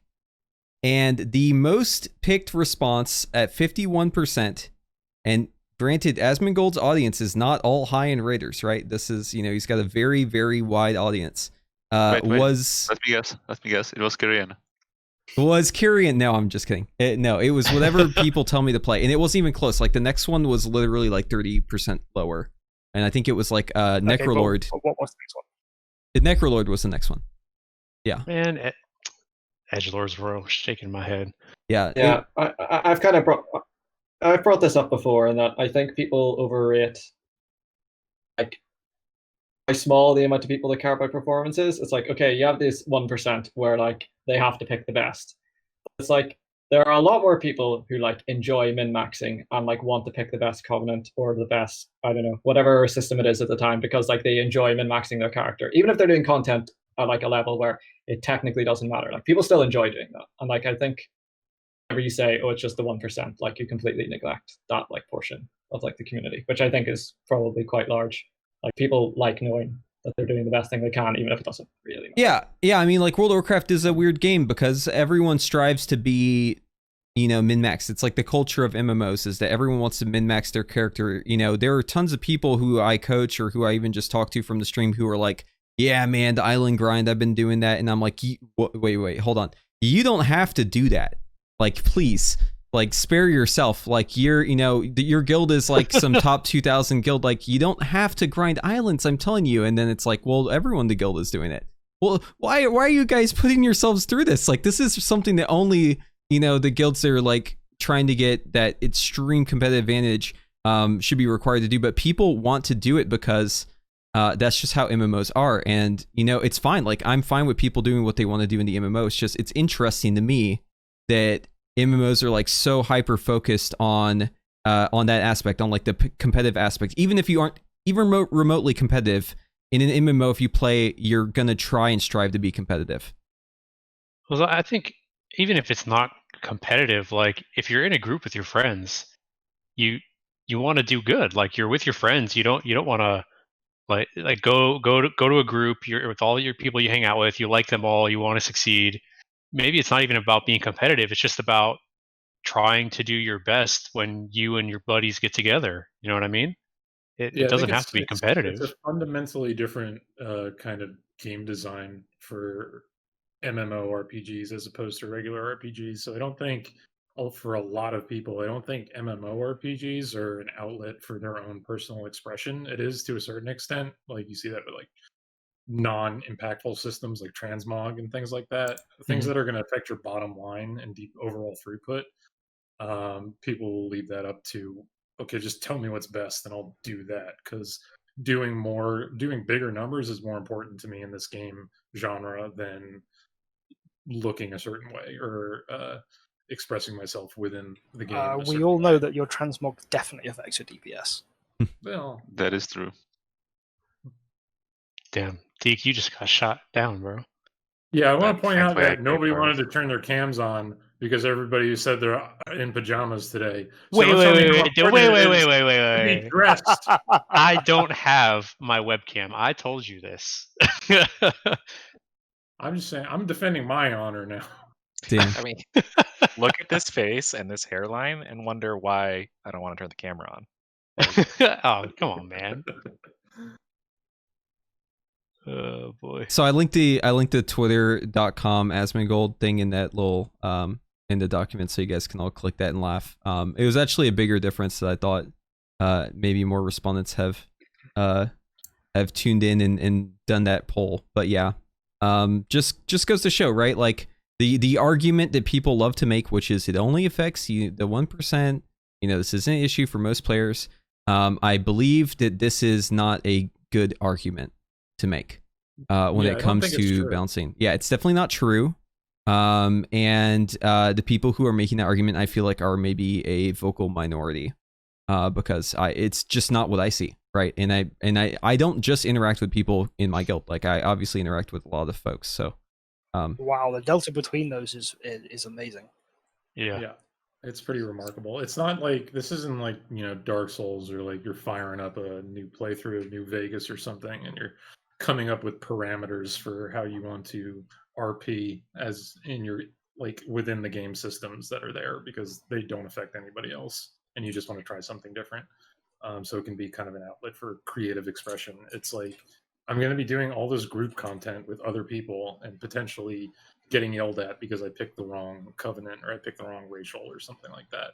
So just tell me what the best one is and I'll do that, because then I'll be more appealing to the most amount of people. Also, it's like that importance of being accepted into the group outweighs a lot of these other decisions that people can make. You also don't want to frame that necessarily as like you're going to get yelled at or anything, because like you could argue, well, maybe the community should be nice to each other. It's really like you're going to feel terrible if you're holding everyone else back because you think you're not contributing as much. Like you can beat yourself up without anyone else beating you up, and that's just the group mentality of like doing any group project whatsoever. Yeah, and also the is within and without. That's 100% true. They ambush you with this choice as well. Like literally, you get done, you reach max level, and then they're like, "Wait, hold up, wait, pick a faction. You gotta pick a team before you can do anything else. You can't do any world quests. You can't do anything else. You literally have to right now make a decision. What is your covenant, right? And I feel like it's a little bit crazy because I mean, like a normal player might remember, oh, I remember I used that one ability, yeah, and that other one. But they haven't done any dungeons with those abilities, right? Like they haven't done any raids with those abilities. They don't know how they interact in PvP. So you're just making someone choose. It's almost like if you were asked, what's your major, and you had like 10 seconds to choose, and you literally can't do anything else until you do this one thing, right? Like, it sounds exactly like college.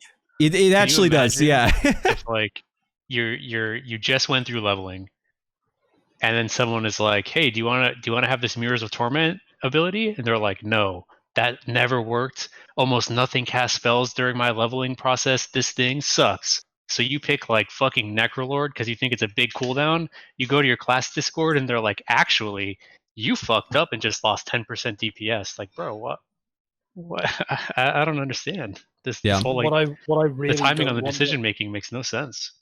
Yeah, what I really don't want to happen is, I know everyone loves Mist of Pandaria, right? And I loved Mist of Pandaria as well, but I had more fun leveling than I did when I hit max level and I had to deal with Invocation and old Rune of Power and that kind of thing. And I don't want the same thing to happen now, where I have more fun leveling than I do when I have to look after my Covenant ability.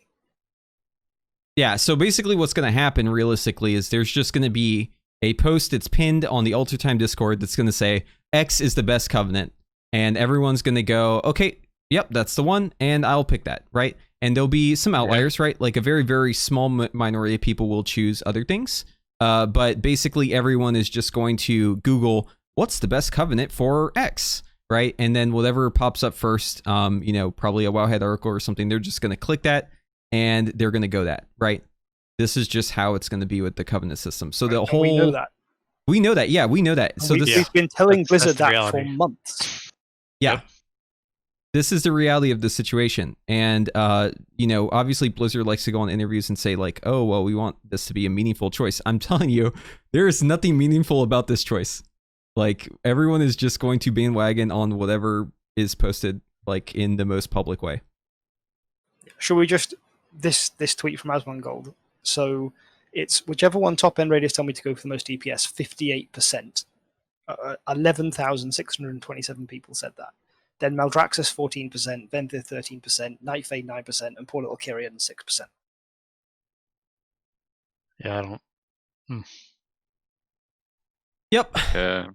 I think we should move on since this subject has been talked about a lot, and yeah, we have more mage things to talk about.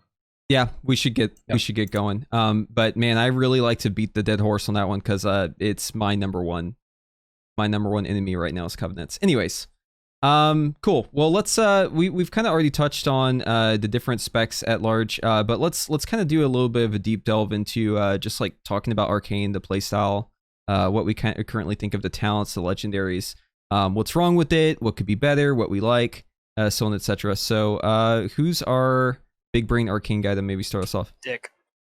All right, let's hear it. Sharkian, have you played? Yeah, I don't think he started looking at stuff yet. Yeah, I think he was actually saying earlier on that he's like just starting to look into the Arcane stuff. I wasn't sure if you meant Dikembe or if you were just saying the word dick for no reason. That's why I was laughing. Yeah, I think overall, Dorovon's been playing Arcane in the latest thing, so he's probably qualified. Yeah, I can probably talk a bit about it. Yeah, I'd be curious to hear more about practical experience. A lot of the things that I've been looking at is mostly the patch notes and some of the changes. Like, I can give my brief opinion about some of the changes that they've been making and the direction that they're going in. I think most of the changes that I've seen have been really sensible. I mean, there's been some quality of life adjustments. You know, the GCD ramp up time has been greatly reduced. We have, the poor man's prophecy of fear, which is potentially interesting. We have maybe some degenerate arcane missile spam rotations. We have some weird kind of conduit interactions. So there's plenty of stuff, and that's the stuff that I like. This is the point of the game where I start to really get interested, is when these new systems and new items are actually coming into the game, and I can start to tinker with them, and we have them, set up in SimCraft, and I can start to do my APL work and start doing adjustments and trying to find what optimal play styles look like and things like that. So that's part of that's the fun part for me. We'd have to defer to like Dorovon or Preheat or anybody else who's done more extensive raid testing and can say how this is actually playing on a day-to-day basis in the actual raids. So I'm really curious to kind of hear where their feedback is. Yeah, I want to hear from you, Dorovon. Like, how do you? Yeah. What's your impression of Arcane?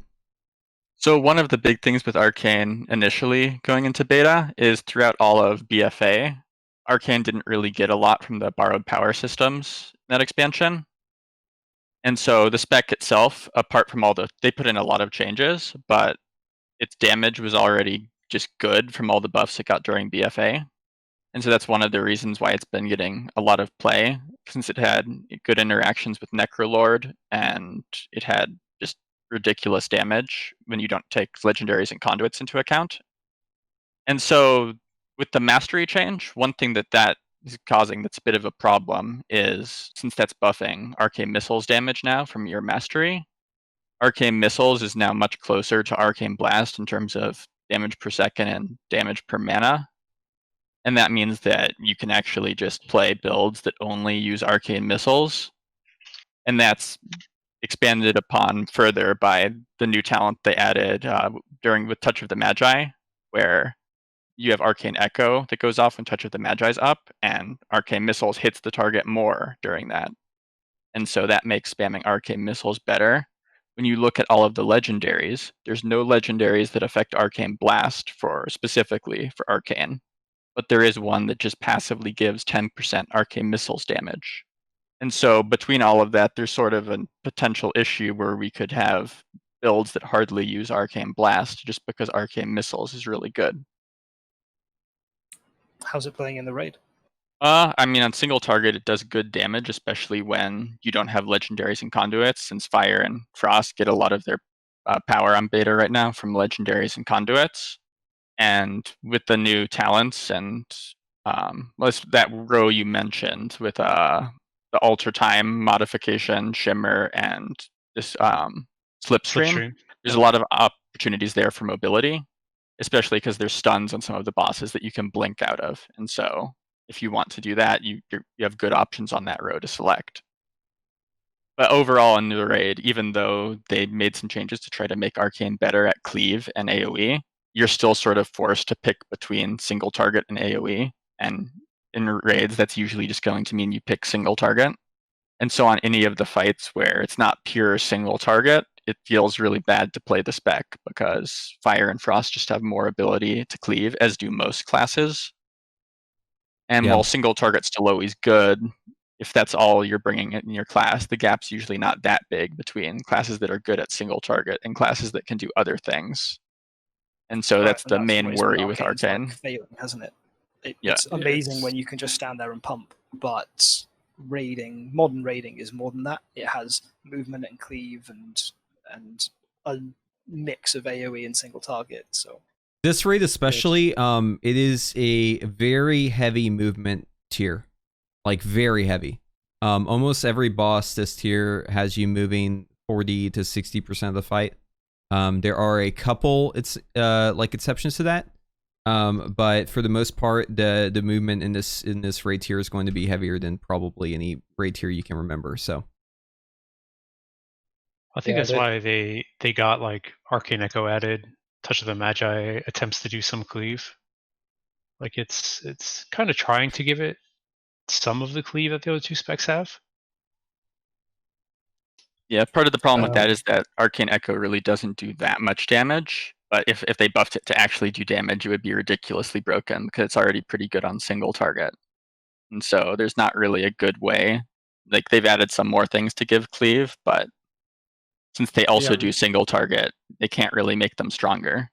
I'm not sure where they can twist the knob for Arcane Echo to make it somewhere between what it is now, where it's, a good attempt to address a total lack of cleave ability that Arcane has, and Prophecy of Fear, where it's just completely busted on every style of gameplay, whether it's single target or AoE.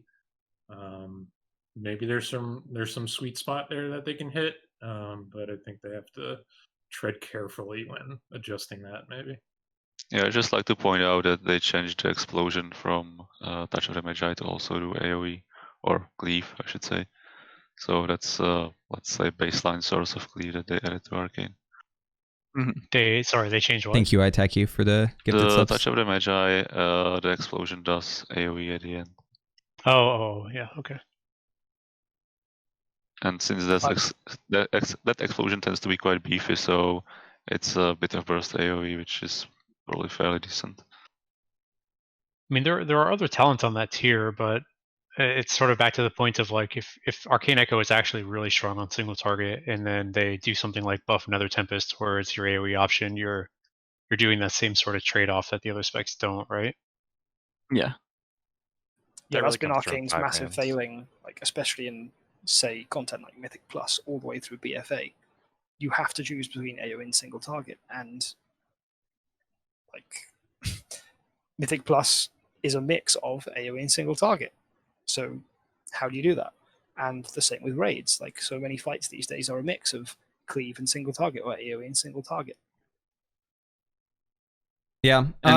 My experience is Arcane. I definitely like feel the whole, you're either AoE or single target. But for me, I feel like generally, even in dungeons, it always felt better to just go single target, like all the way. Especially with the Necrolord Covenant and the ability to cleave arcane blasts every 3 minutes. That felt like especially strong, especially, in like the meta of like tanks pull smaller because of AoE caps.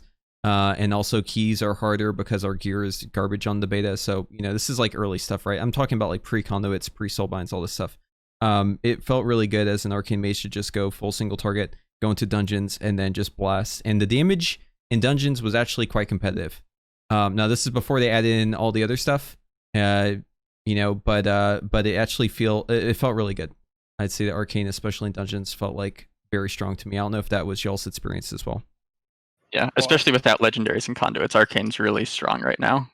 I think that's where Arcane Echo especially is really strong, because it allows you to leverage your really strong single target as AoE and cleave.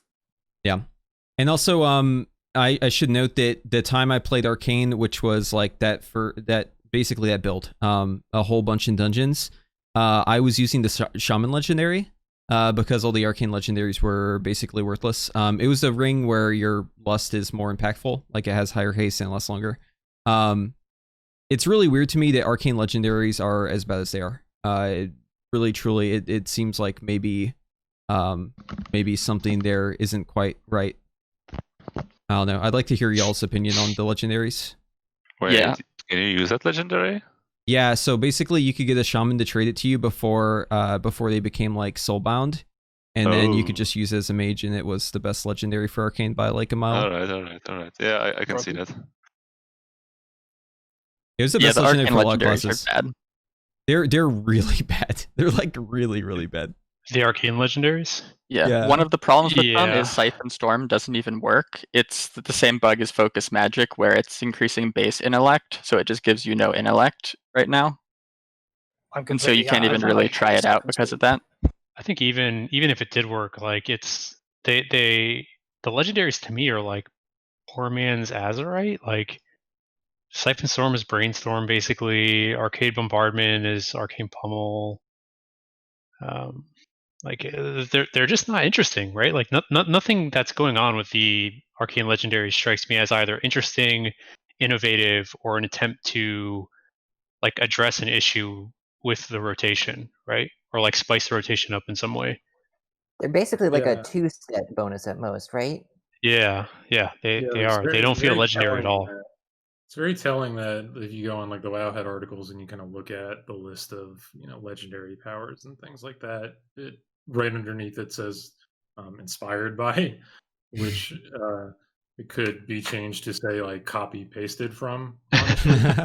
Yeah, it's like literally this stuff that we've seen before. They're not really like fresh attempts to address like rotational problems or introduce like new rotations. They're stuff that we've kind of already seen that are just getting re-added back to the game.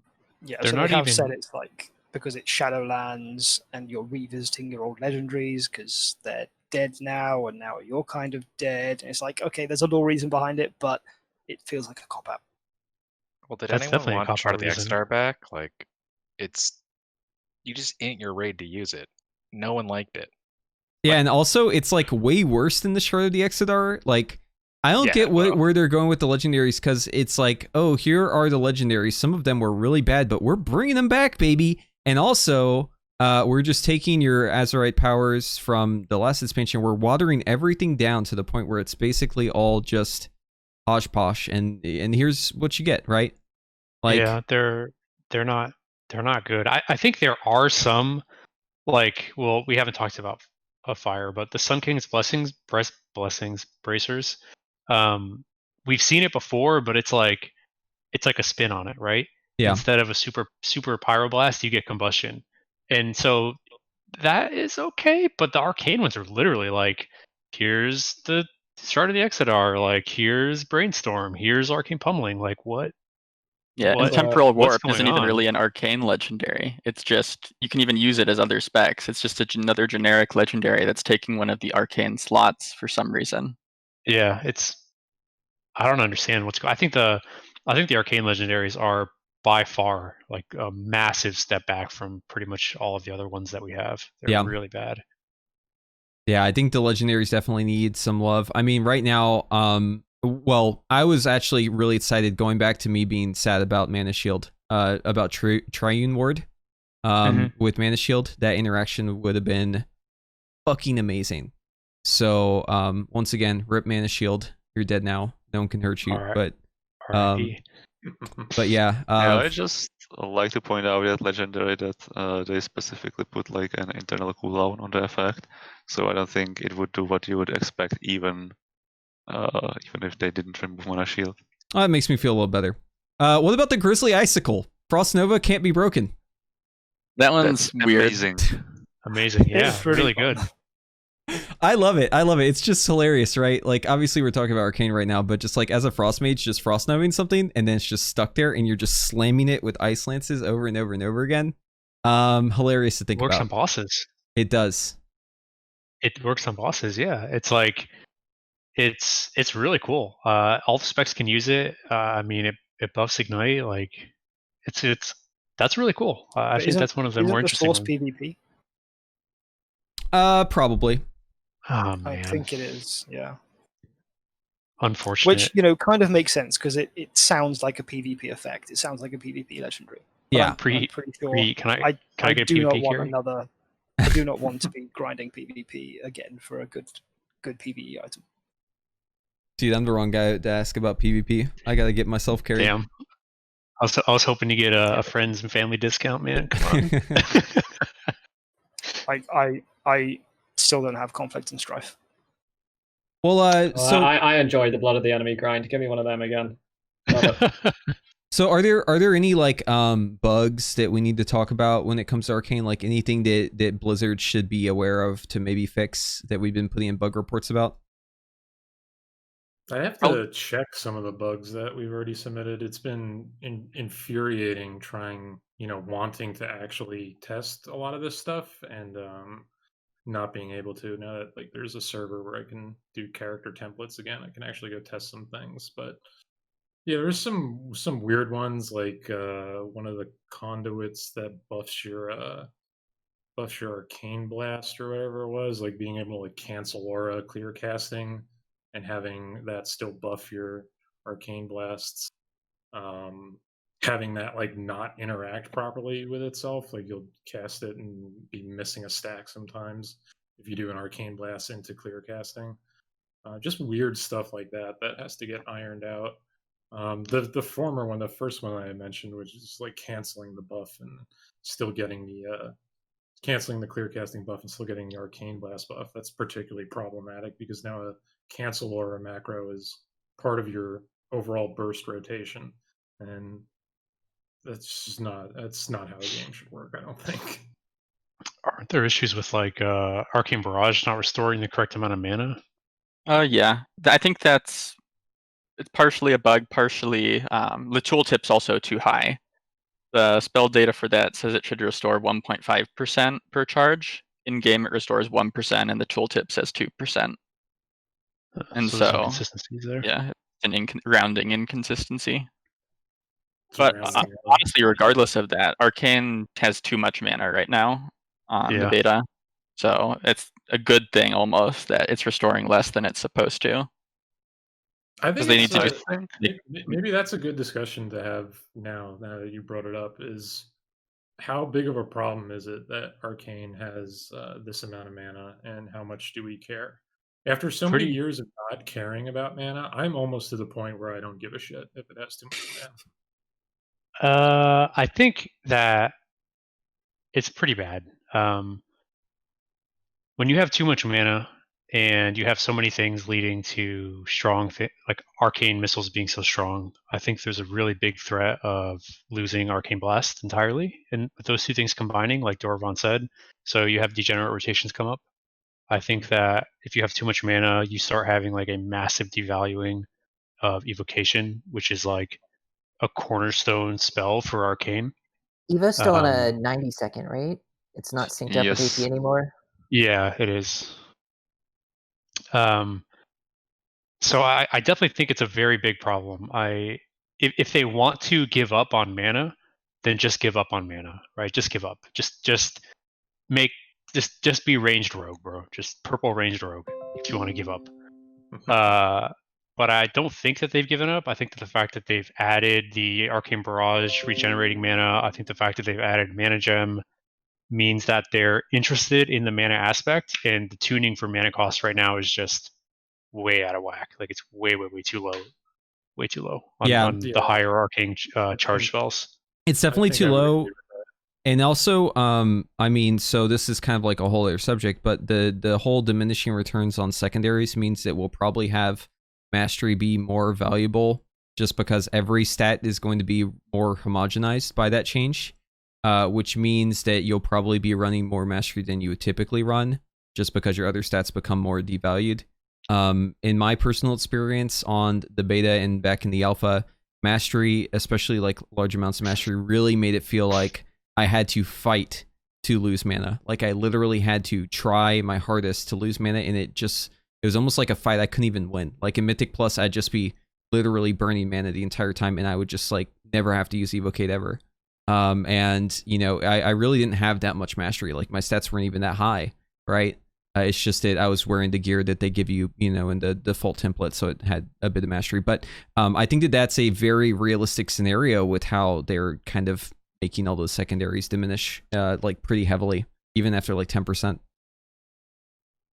And it's even worse with the Night Fae Covenant, because when you have that shifting power ability, your Evocate has a shorter cooldown, and you have all this downtime where you're channeling that ability and you're regenerating mana. And so there's builds that work right now that you can play where you don't even need to use Arcane Barrage. You can just burn the entire time, and Evocation comes up soon enough that you can use it. It syncs really well with Arcane Orb too, which gives you even more charges and mana back. That's a good point. Yeah, it's too much mana. Like they definitely need to do something, either changing like how Mastery affects regen or the cost of spells. But the idea that like Evocation could be pushed out of the spell system is like something like that should immediately be a massive red flag for mana costs. Yeah, I think it's problematic if you know, like you said, if they want to give up on mana as a, you know, compelling kind of gameplay decision for the player, fine. You know, you can have a debate about whether that's good or bad. That'll be up to like personal preference, but clearly like they don't. I think it's pretty clear they don't want to give up on that thing. Like you said, they're introducing all these things to kind of restore these mana interactions for arcane, you know, mana gems and things like that. So it's clear they still want that to be a part of the gameplay. It's certainly not in a good spot right now, if that's what they're going for. So there needs to be some kind of adjustment there. Yeah.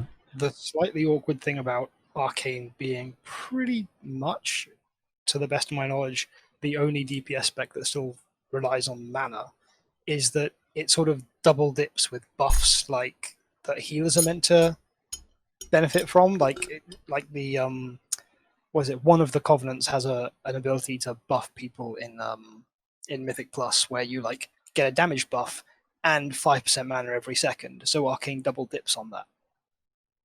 Isn't that literally the seasonal fix? I think Is that the seasonal I think effect? that's okay. Cool.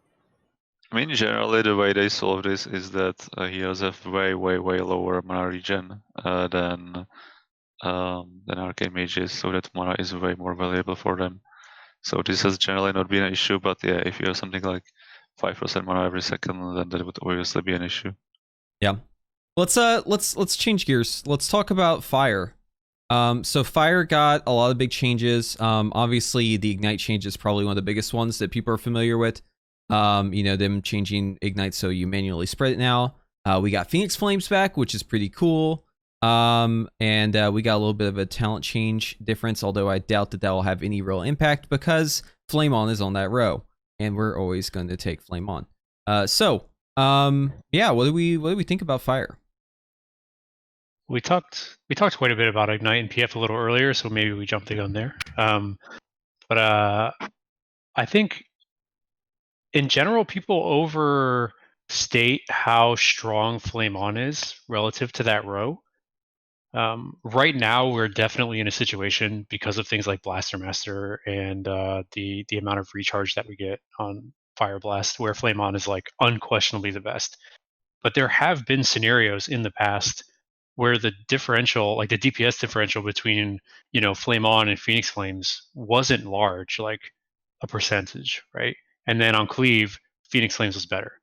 And there were situations where, like with you know, the legendary Helm and AF, right? Alexastra's Fury, whatever, however the hell you say it, where that was actually a talent that sometimes people were considering running in Mythic Plus scenarios. So I don't think Flame On is numbers wise unbalanceable versus the other two options. I think that the big issue that people bring up and maybe conflate with the numbers issue, it's the feel, is that people just really like Flame On for the way it makes the spec feel. Yeah. And I think that from that perspective, that row is unsalvageable. Yeah, that's a lot of that comes down to the lower Fire Blast cooldown time. If that were baked in baseline, then Flame On would definitely be less desirable. Or less, you need it less, right? Yeah, it's that. It's also how when you bank for Combustion and you get 3 charges, like that the whole way that interacts with the Combustion phase, right? People, you see it when people are like begging for Phoenix Flames back. They don't want to cast inside Combustion. They want to do these like instant cast pyro, instant cast pyro, instant cast pyro sequences. That's what they like, you know. So I think the fact that you get another one of those inside Combustion is another one of those like feel good things for the arcane rotation. I don't really know how you fix that problem. I think it might be one of those things where like if you remember, one of the Hellfire Citadel, or not Hellfire, Blackrock Foundry bonuses was to give us an additional charge of Inferno Blast initially, and that got merged into the spec, right? So it might be another situation like that where gameplay wise there's really no way to avoid eventually bringing it into the spec and picking another option in that, like, or putting another option in that place. Yeah, the biggest obstacle is definitely the feel. People absolutely hate how it feels to not play Flame On. Like this is something that I get universally. And it's one of those things where if something is the best and also it feels way better, then it might be something that could potentially, you know, be a candidate for going, you know, to the core class, right? Like make it baseline. And just think about like how much that would open up that talent row, right? Like how many cool, I guess, setups you could do. My main thing with AF on that row is just that I feel like there's a missing component because they added that talent whenever we had the dab helmet, whenever we had the 30-yard range on Dragon's Breath. And especially since like it buffs your next Pyroblast or Flame Strike, but it only buffs if it hits, it's like, okay, so I have to be within 12 yards. That's what you're telling me. Like I need to be within 12 yards basically to get this done. It needs range. Yeah, it really does need to increase the range. And I feel like that talent specifically could seriously be a fun talent to run on a lot of fights if they just gave it a longer range Dragon's Breath. It doesn't need to be as big of range as it was with the hat. Just give us something. Why to this day that hasn't given you a buffed range for Dragon's Breath? It really kind of perplexes me. It seems like such a kind of no-brainer addition. I can't think of any arguments like against it. It doesn't like inherently break the entire row. It doesn't inherently kind of unseat the other talents. It just makes the Alex Strauss's Fury more sensible. So I can't think of any good reason to not do that. And it's weird that it's been in the game as it is for so long without kind of giving us that expectation. People in chat are saying PvP, but that hat and that interaction was also there in PvP, right? Like people use that in Legion in PvP. So I mean, gave up a lot for it though when trading on the legendary, but yeah.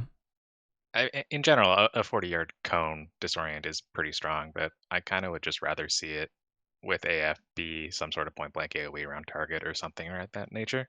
Like you could still have the exact same disorient, actual area of effect, but be able to cast it at range, kind of thing. I mean, the thing is, it doesn't even have to be 40. You can do like, I don't know, 25, and it would be just better. Yeah. Also, they've they're numerically not bad right now. Like they can do like PvP zone tuning. Yeah. They have the ability. Like they could literally have it where it's like increases the range of Dragon's Breath, and then a little addendum not in PvP zones. Like that is a thing that you see, and they do specific tuning to like spell power coefficients in PvP zones. I don't see why you would treat yards differently than you treat like spell power coefficients or things like that, right? Like I don't understand because they hide everything. But maybe in like a world PvP scenario, they can't tune it like that. Well, yeah, let's not forget that like the literal entire game changes when you enter PvP combat. You can't tell what's happening, but it happens. Like look at at the whole thing with sockets, right? Where people are trying to put their items in the fucking void storage so they could get rid of their sockets to reset it so that they wouldn't get nerfed in PvP, because for whatever reason, if you enter PvP combat with a socket that has a gem on it, your guy just changes in ways you cannot comprehend, right? So like I feel like the whole rationale of you can't change X because of PvP, to me that argument is never a good argument, because PvP is already so changed. Like literally, if you enter PvP combat on your character, everything about your character changes. You may not be aware of it, but like basically everything changes. You enter into a whole new system. Exactly. Like it's literally a parallel game at this point that you're entering once you enter PvP, and they have the ability to turn all those knobs. I mean, they could even make it only disorient within a certain range, right? Like if that's really the core issue here in PvP combat. The thing is that this takes design time, right? And I feel like a lot of the changes we're getting, it almost seems like they're trying to min-max the amount of design time, especially with the Ignite spread. That's obviously my opinion, but I feel like maybe there's some sort of min-maxing when it comes to effort versus, getting things exactly the way that they would feel best. Yeah. Sorry, there's a comment in chat here about talking about how crit has been devalued for fire for a while, and I like just on the flame on point before. I think whenever they reworked fire in 7.15 and we got the current flame on, fixed a lot of fire's issues around crit from like a numbers perspective, but not necessarily from a gameplay perspective. And then the end result is that you're dependent on things like Searing Touch, Firestarter, flame on to like actually be pressing buttons, and like that feels really bad. You guys think maybe there's like too much crit built into the spec, or what do you guys think around the kind of like crit issue, if you want to call it that? I do not think there's too much crit built into the spec. I can tell you, as someone who's played fire before crit was built into the spec, you do not want to go back there.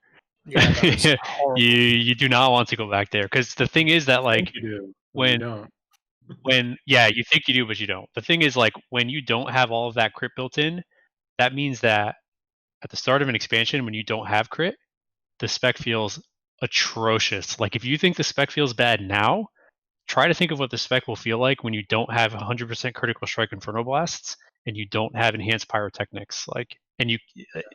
It's atrocious. It's awful. It's like a fundamentally different kind of gameplay. I mean, it's telling that it hasn't been the case for years and years now, but people are still convinced that fire is only functional or gets better and better at the end of expansions.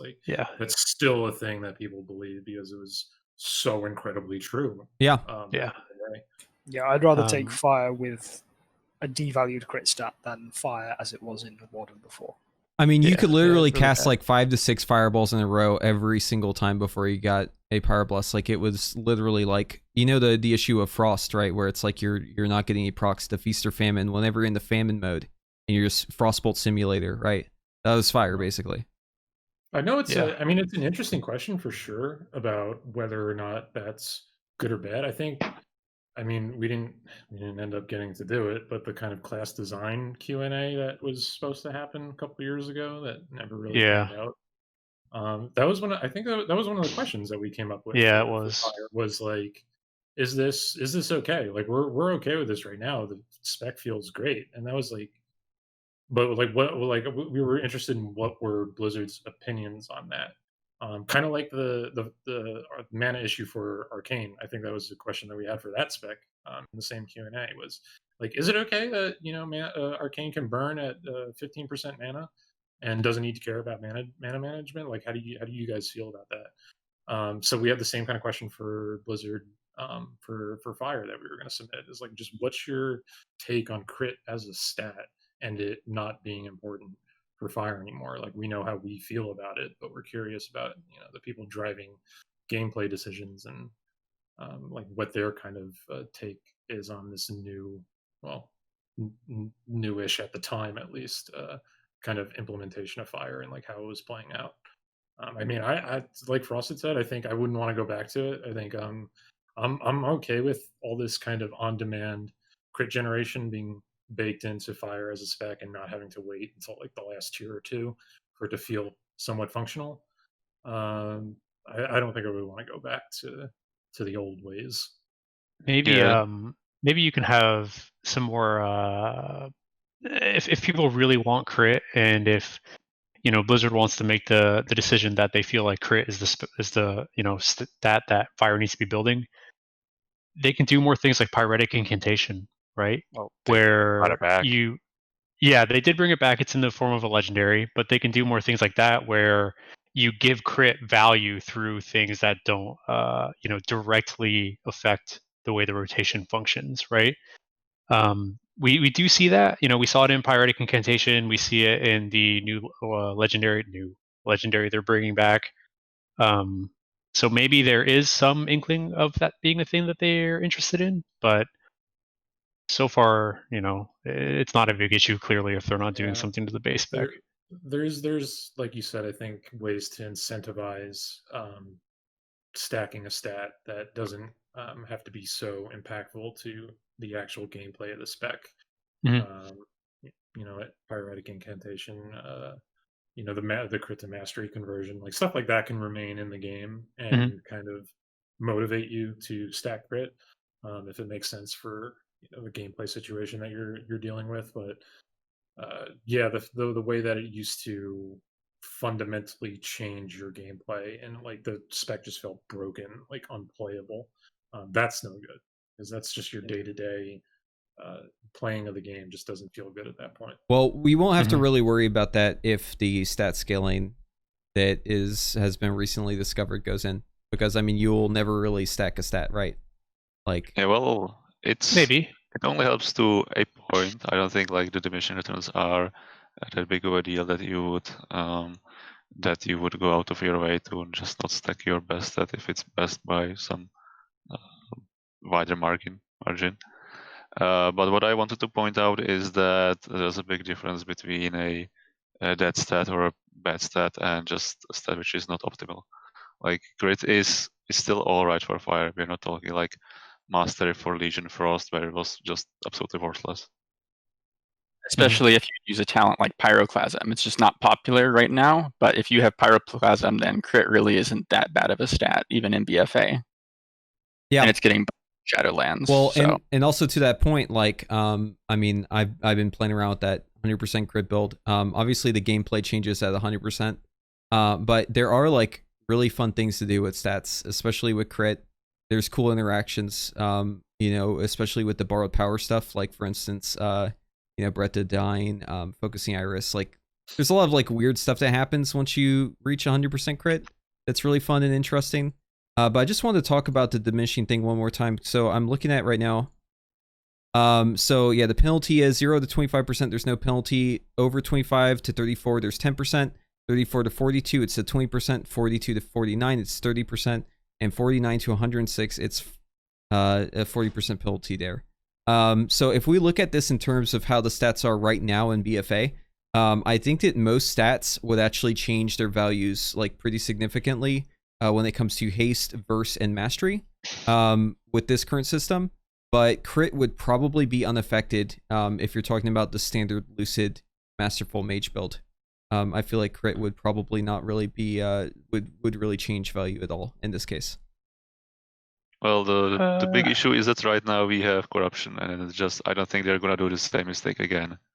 In like a normal situation where you don't have these crazy stat multipliers, I think you can expect maybe like 10 to 20% penalty, which is not a big deal. Obviously, it will change slightly which items are optimal for you, but we're talking like 1 to 2 DPS difference between items. So I don't think this is that big of a deal as some people are making out to be. Okay, that's fair. Yeah, I also think that like people are thinking about it in terms of BFA, and it's not like you're in the middle of a progression in BFA and they're adding stat penalties, right? It's coming in place in a new expansion. The whole expansion's experience is going to be colored by this, right? So it's not like you're suddenly going to be losing a lot of power. So I think even from like a feel standpoint, you're really not going to be hit very hard, if at all, since the whole expansion is going to be existing with this. I do think that the biggest hit on this is Blizzard's stance of like being able to look at an item and sort of like understand, is this an upgrade or not?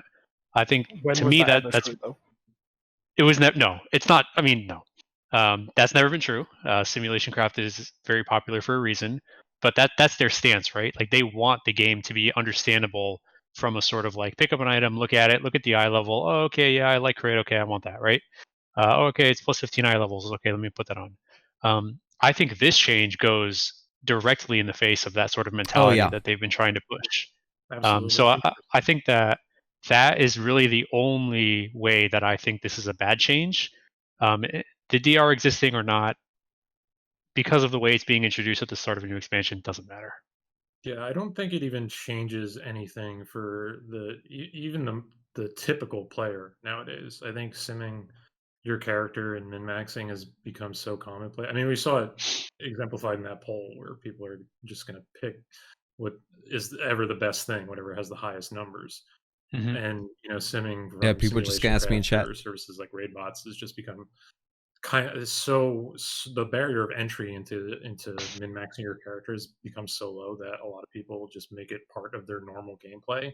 Mm-hmm. That I don't think weird kind of systems like stat DRs really change the effects on the ground for people and the way they interact with items and the way they play the game. But like Frosted said, it flies in the face of the things that Blizzard has been saying, where they don't want people to have to sim every last upgrade. They want you to be able to look at an item and be like, oh my god, it's a huge upgrade. I'm so glad I just got that. This change is not that. It is the opposite of that. Yeah. But I mean, I guess the silver lining, I guess, is that you were already going to sim it anyway. So now you're just going to sim another system in the background, and SimCraft will take it into account and then tell you what the best item is. So yeah, you'll just plug in the raid bots. It's reinforcing kind of the current state of affairs. It's not doing anything to change it. It's, if anything, going in the opposite direction. Let's move on to legendaries for Fire, because I think there's actually some interesting ones to talk about. We already talked about or touched on the Sun King's Blessing ones, but there's actually some really neat ones I think for Fire to kind of talk about. Which ones do you think are neat?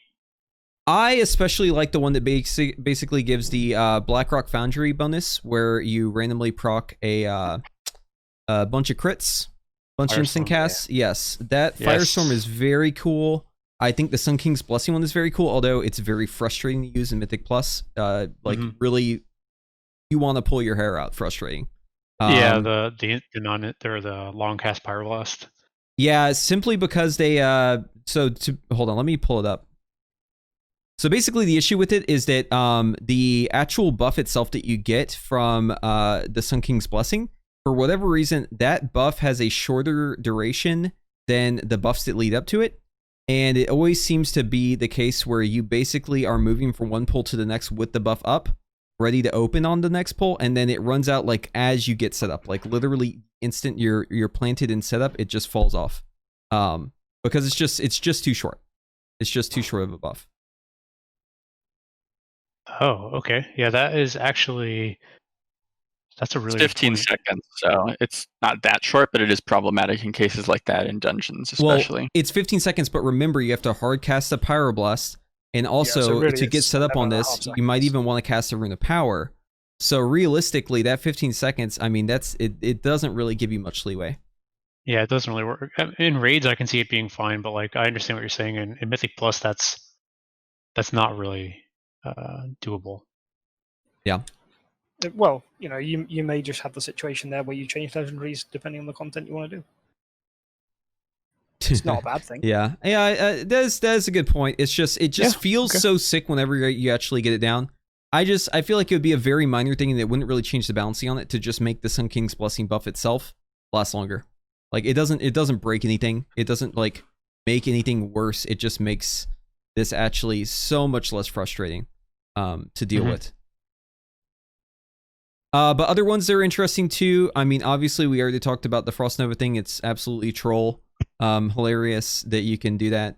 Firestorm is really cool. You know, if you just proc it, you get a whole bunch of hot streaks. Everything's instant cast. It always crits. It even feels fun to proc it in Combustion. I mean, a lot of people, you know, they say in Combustion they hate casting Scorch. Well, guess what? If you get a Firestorm in your Combustion, you don't have to press Scorch because you just smash Fire or Pyroblast over and over again. And save your, you know, Fire Blast for after you run out of the Firestorm buff. Yeah, Firestorm does have a few problems though. The first one is just that since it procs when you get a hot streak, if you're not in Combustion, it just feels bad every time it procs because your first Pyroblast was going to be instant anyway. True. And so, since you only get 5 seconds, that one global cooldown is a really significant part of that. So do you think it should maybe be when you consume a hot streak? Yeah, that might be better as far as making it easier to play around as well, because when you generate a hot streak, you're usually in the middle of something anyway. Like a fireball? Casting a fireball, yeah. Yeah, that would be a good change, like when you consume it, so you have sort of the remainder of the global to react. Yeah, it actually is the same issue that we saw with Vision's Major in BFA, where like you'd proc a random Combustion. Oh, fuck yeah, Combustion's sick. Like, I proc'd one, oh, but I'm mid-cast, and also I'm going to waste half of this, just finishing the cast I already started, right?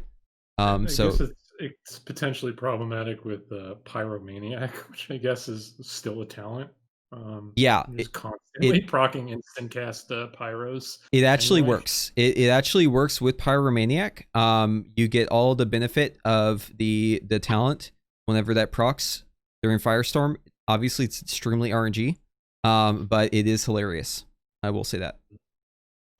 I think at that point, like the odds of that happening regularly enough to have a significant impact on DPS is probably not that big of a deal. Yeah, definitely not. I think this legendary just works much better with Flame Strike when you are doing AoE than it does with Pyroblast. Definitely. I mean, there's definitely like a larger cost to having to do Flame Strike since they don't refund anything back. You don't get a heating up from a Flame Strike, so. And the one other problem with that legendary is it's RPPM. And so there's an issue with RPPM that Norrinir was mentioning to me, where if there's like a cap on the probability of getting a proc from RPPM after you go 4.5 seconds without attempting to trigger it. And so unless you're getting a hot streak activation every 4.5 seconds, then you're not going to get the listed RPPM. And I think there's a right? Can you translate that to like to so it could be generally understood, because that was a little bit low level. So basically with RPPM, and this effect only triggers on when you activate a hot streak, because you're not constantly activating hot streaks, you're not constantly trying to trigger it, and so that just means that the way the math works, you'll get less procs of Firestorm. Right. So what you're saying is is because of how RPPM works, you have to be constantly rolling for the RPPM chance in order to get the, like, I guess, bad luck protection or whatever aspect of it. Like your chances are reduced because you're not constantly rolling for that chance. Is that correct? Yeah. Yeah. So if you Okay. like 3 or 4 fireballs without getting a hot streak, then you're getting less procs from Firestorm than the RPPM would suggest. Hey, buffs your crit. There we go. Fixed crit. And so if you tune this around expecting that number of procs to happen, then it'll be really bad. Yeah, that sounds like a nightmare to model. I think it's listed as 1 RPPM, but given the way RPPM currently works with infrequent trigger attempts, we can probably expect it to be like, I don't know, 0.6 or 0.7 procs per minute, which is not that great for a legendary, which is 5 seconds. I don't know. It's like 1 plus haste, actually. Yeah, it's a haste yeah. 1. All right. But like 0.6 But or 0.7. your point stands, right? Yeah, I mean, Yeah. it's definitely not great. Like, I like, don't get me wrong. I enjoy the way it feels. Not a great legendary. Like, it like, numbers wise, it doesn't feel like it really has that big of an impact. Definitely, also don't like RNG things, right? Like, something like Sun King's Blessing, if you compare those side by side, like, that is a consistent thing, and you have all the control over it, right? Like, all the player agency is in your hands with Sun King's Blessing. I would like to see Firestorm maybe be something more like that, but obviously, you know, it's probably just going to end up being RPPM.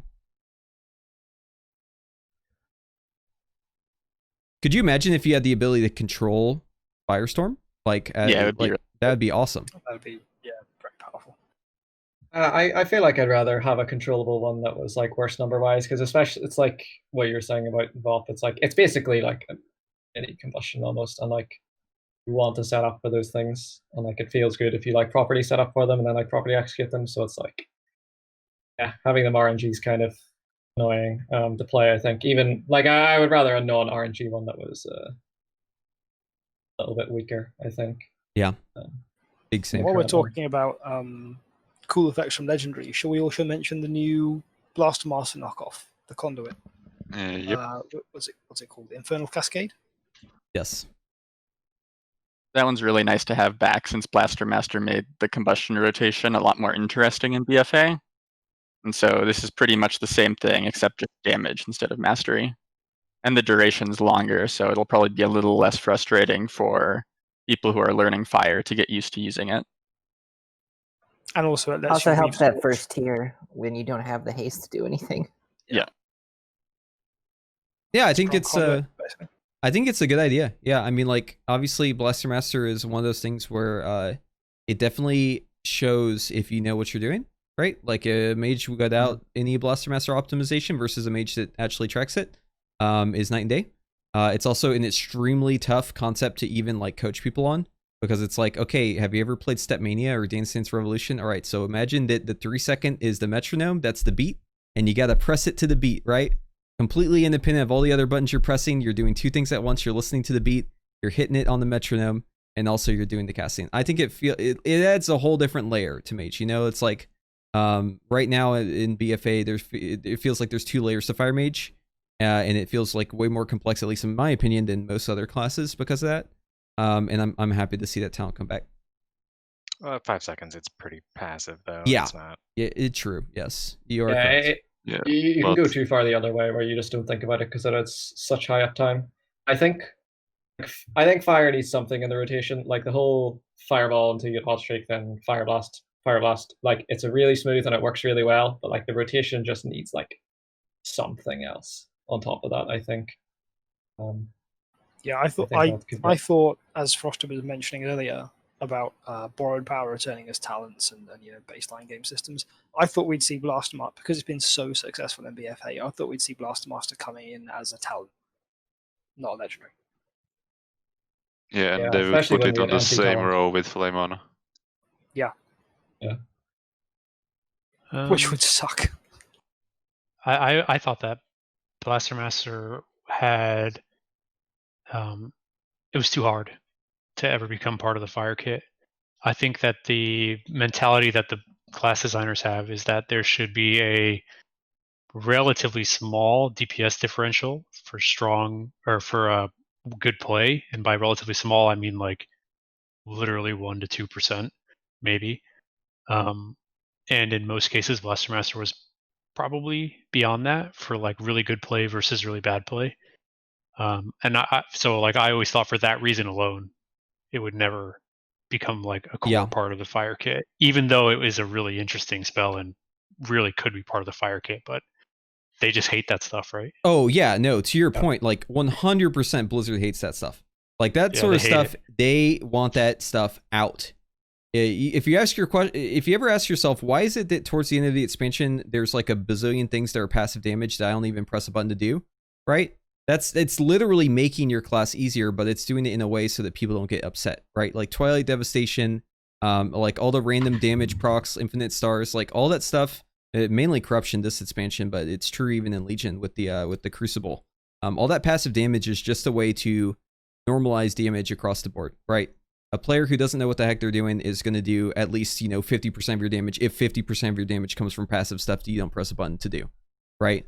So in a way, it's kind of like that is their way of like ninja stealth nerfing the difficulty, and anything that makes it more difficult is probably unintentional. I don't think that they meant for Blaster Master to be the way it is. I don't think they meant for us to min-max that. But we did, right? And then they nerfed it, and then it was still really, really good. And stuff like that is always going to be under the ire of Blizzard. Like, they really do not want the classes to be more complex every expansion. They want to make them less complex. Well, to be fair, we when we talked to the Blizzard guys about Blaster Master and the nerf that they were gonna do, we basically told them you have two options. You can either do it like 2 stacks with more mastery, or 3 stacks with less mastery, and they chose the option with the higher skill cap. So I don't think they are entirely opposed to this. Yeah, I don't think that they entirely opposed. It's just the deltas that they want, right? Yeah, sure. Right, Like they want like they don't want the game to be where you roll your face on the keyboard and you're all within like 0.1% of each other, right? But they also don't want it to be where like Preheat can go into a raid and like execute perfectly and be 10% above someone else. You know what I mean? Yeah, I mean, I feel like though with the way RNG is, it's just like it doesn't really matter though. Like RNG is so significant even right now that I feel like it really doesn't matter, which is kind of a tangent into kind of some of the bugs, right? Like with Ignite spreading currently. And this kind of ties into, the beta as well. There's a little bit of an issue with Ignite spreading and like targets that it chooses to spread to currently, right? Obviously in the in beta, it's going to spread to just 8 targets. You don't get to pick those targets. It's just going to be 8, but it seems like maybe Ignite's going to be spraying to dead bodies. Maybe there are other things that Ignite might spread to that might be immune, right? Maybe there are other things that Ignite might spread to that we don't necessarily see much value in, and I guess that's kind of a problem to me. Yeah, there's definitely going to be some RNG there, but Ignite's always been pretty there's always been a lot of variance with which targets it spreads to, so I don't think that'll be too much different. Yeah, and I think this is by design, so I don't expect they will be changing that. Yeah. Okay. Well, yeah. Let's talk about or before we leave fire, any other bugs that we want to really hit? I know that there are a lot of them, but like big ones. I think they just fixed the bigger ones with the crit bug that just recently got addressed. So most of the really like in your face ones that are making the spec not function are addressed for the most part. Yeah. Yeah, there's fire bugs that really need to be fixed anymore. There's some minor ones and some fight specific ones, but nothing else. So just so everyone's clued in on what we're talking about, there was a bug that was recently fixed in the most recent build where basically if you had 2 spells crit at the same time, you did not get a hot streak, you only got a heating up. You only got the contribution of one of them.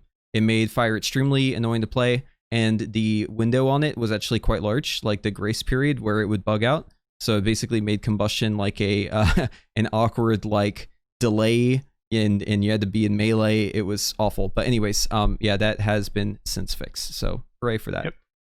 Yeah, let's talk about Frost. I think the biggest go ahead. The biggest bug right now is the one with Ignite spreading on the Back and forth targets that have high damage vulnerability. I think that's pretty exploitable, so that should probably be fixed. But other than that, we have just small minor bugs. Yeah. Okay. Cool. Let's talk about Frost. So I think that there is a lot of really cool stuff coming to Frost. I especially like one of the legendaries I want to talk about once we get there. But there's still like a lot that I feel like Frost could get, especially when it comes to how how proc munching is still a thing. Like there's a lot of munching that takes place. But just to start things off, let's talk about like the Winter's Chill change. I guess I want to start off. Do people like this change with like double ice lance built in? It's like I feel like it kind of misses the point of like why people like double ice lance. Like it's not that the fact that you like ice lance twice after a flurry. It's like you kind of have to like running towards the boss. You're trying to like dodge mechanics, then you have to like use shimmer charges to go back out, and there's like a lot of play to it. It's not just like I get to press ice lance twice. Like, yeah, exactly. It wasn't the fact that we, as you say, pressed ice lance twice. It was the fact that we were using game mechanics to increase our DPS in a way that was unintentional. Can we talk about how? I'll go ahead, Norrinir. Go ahead.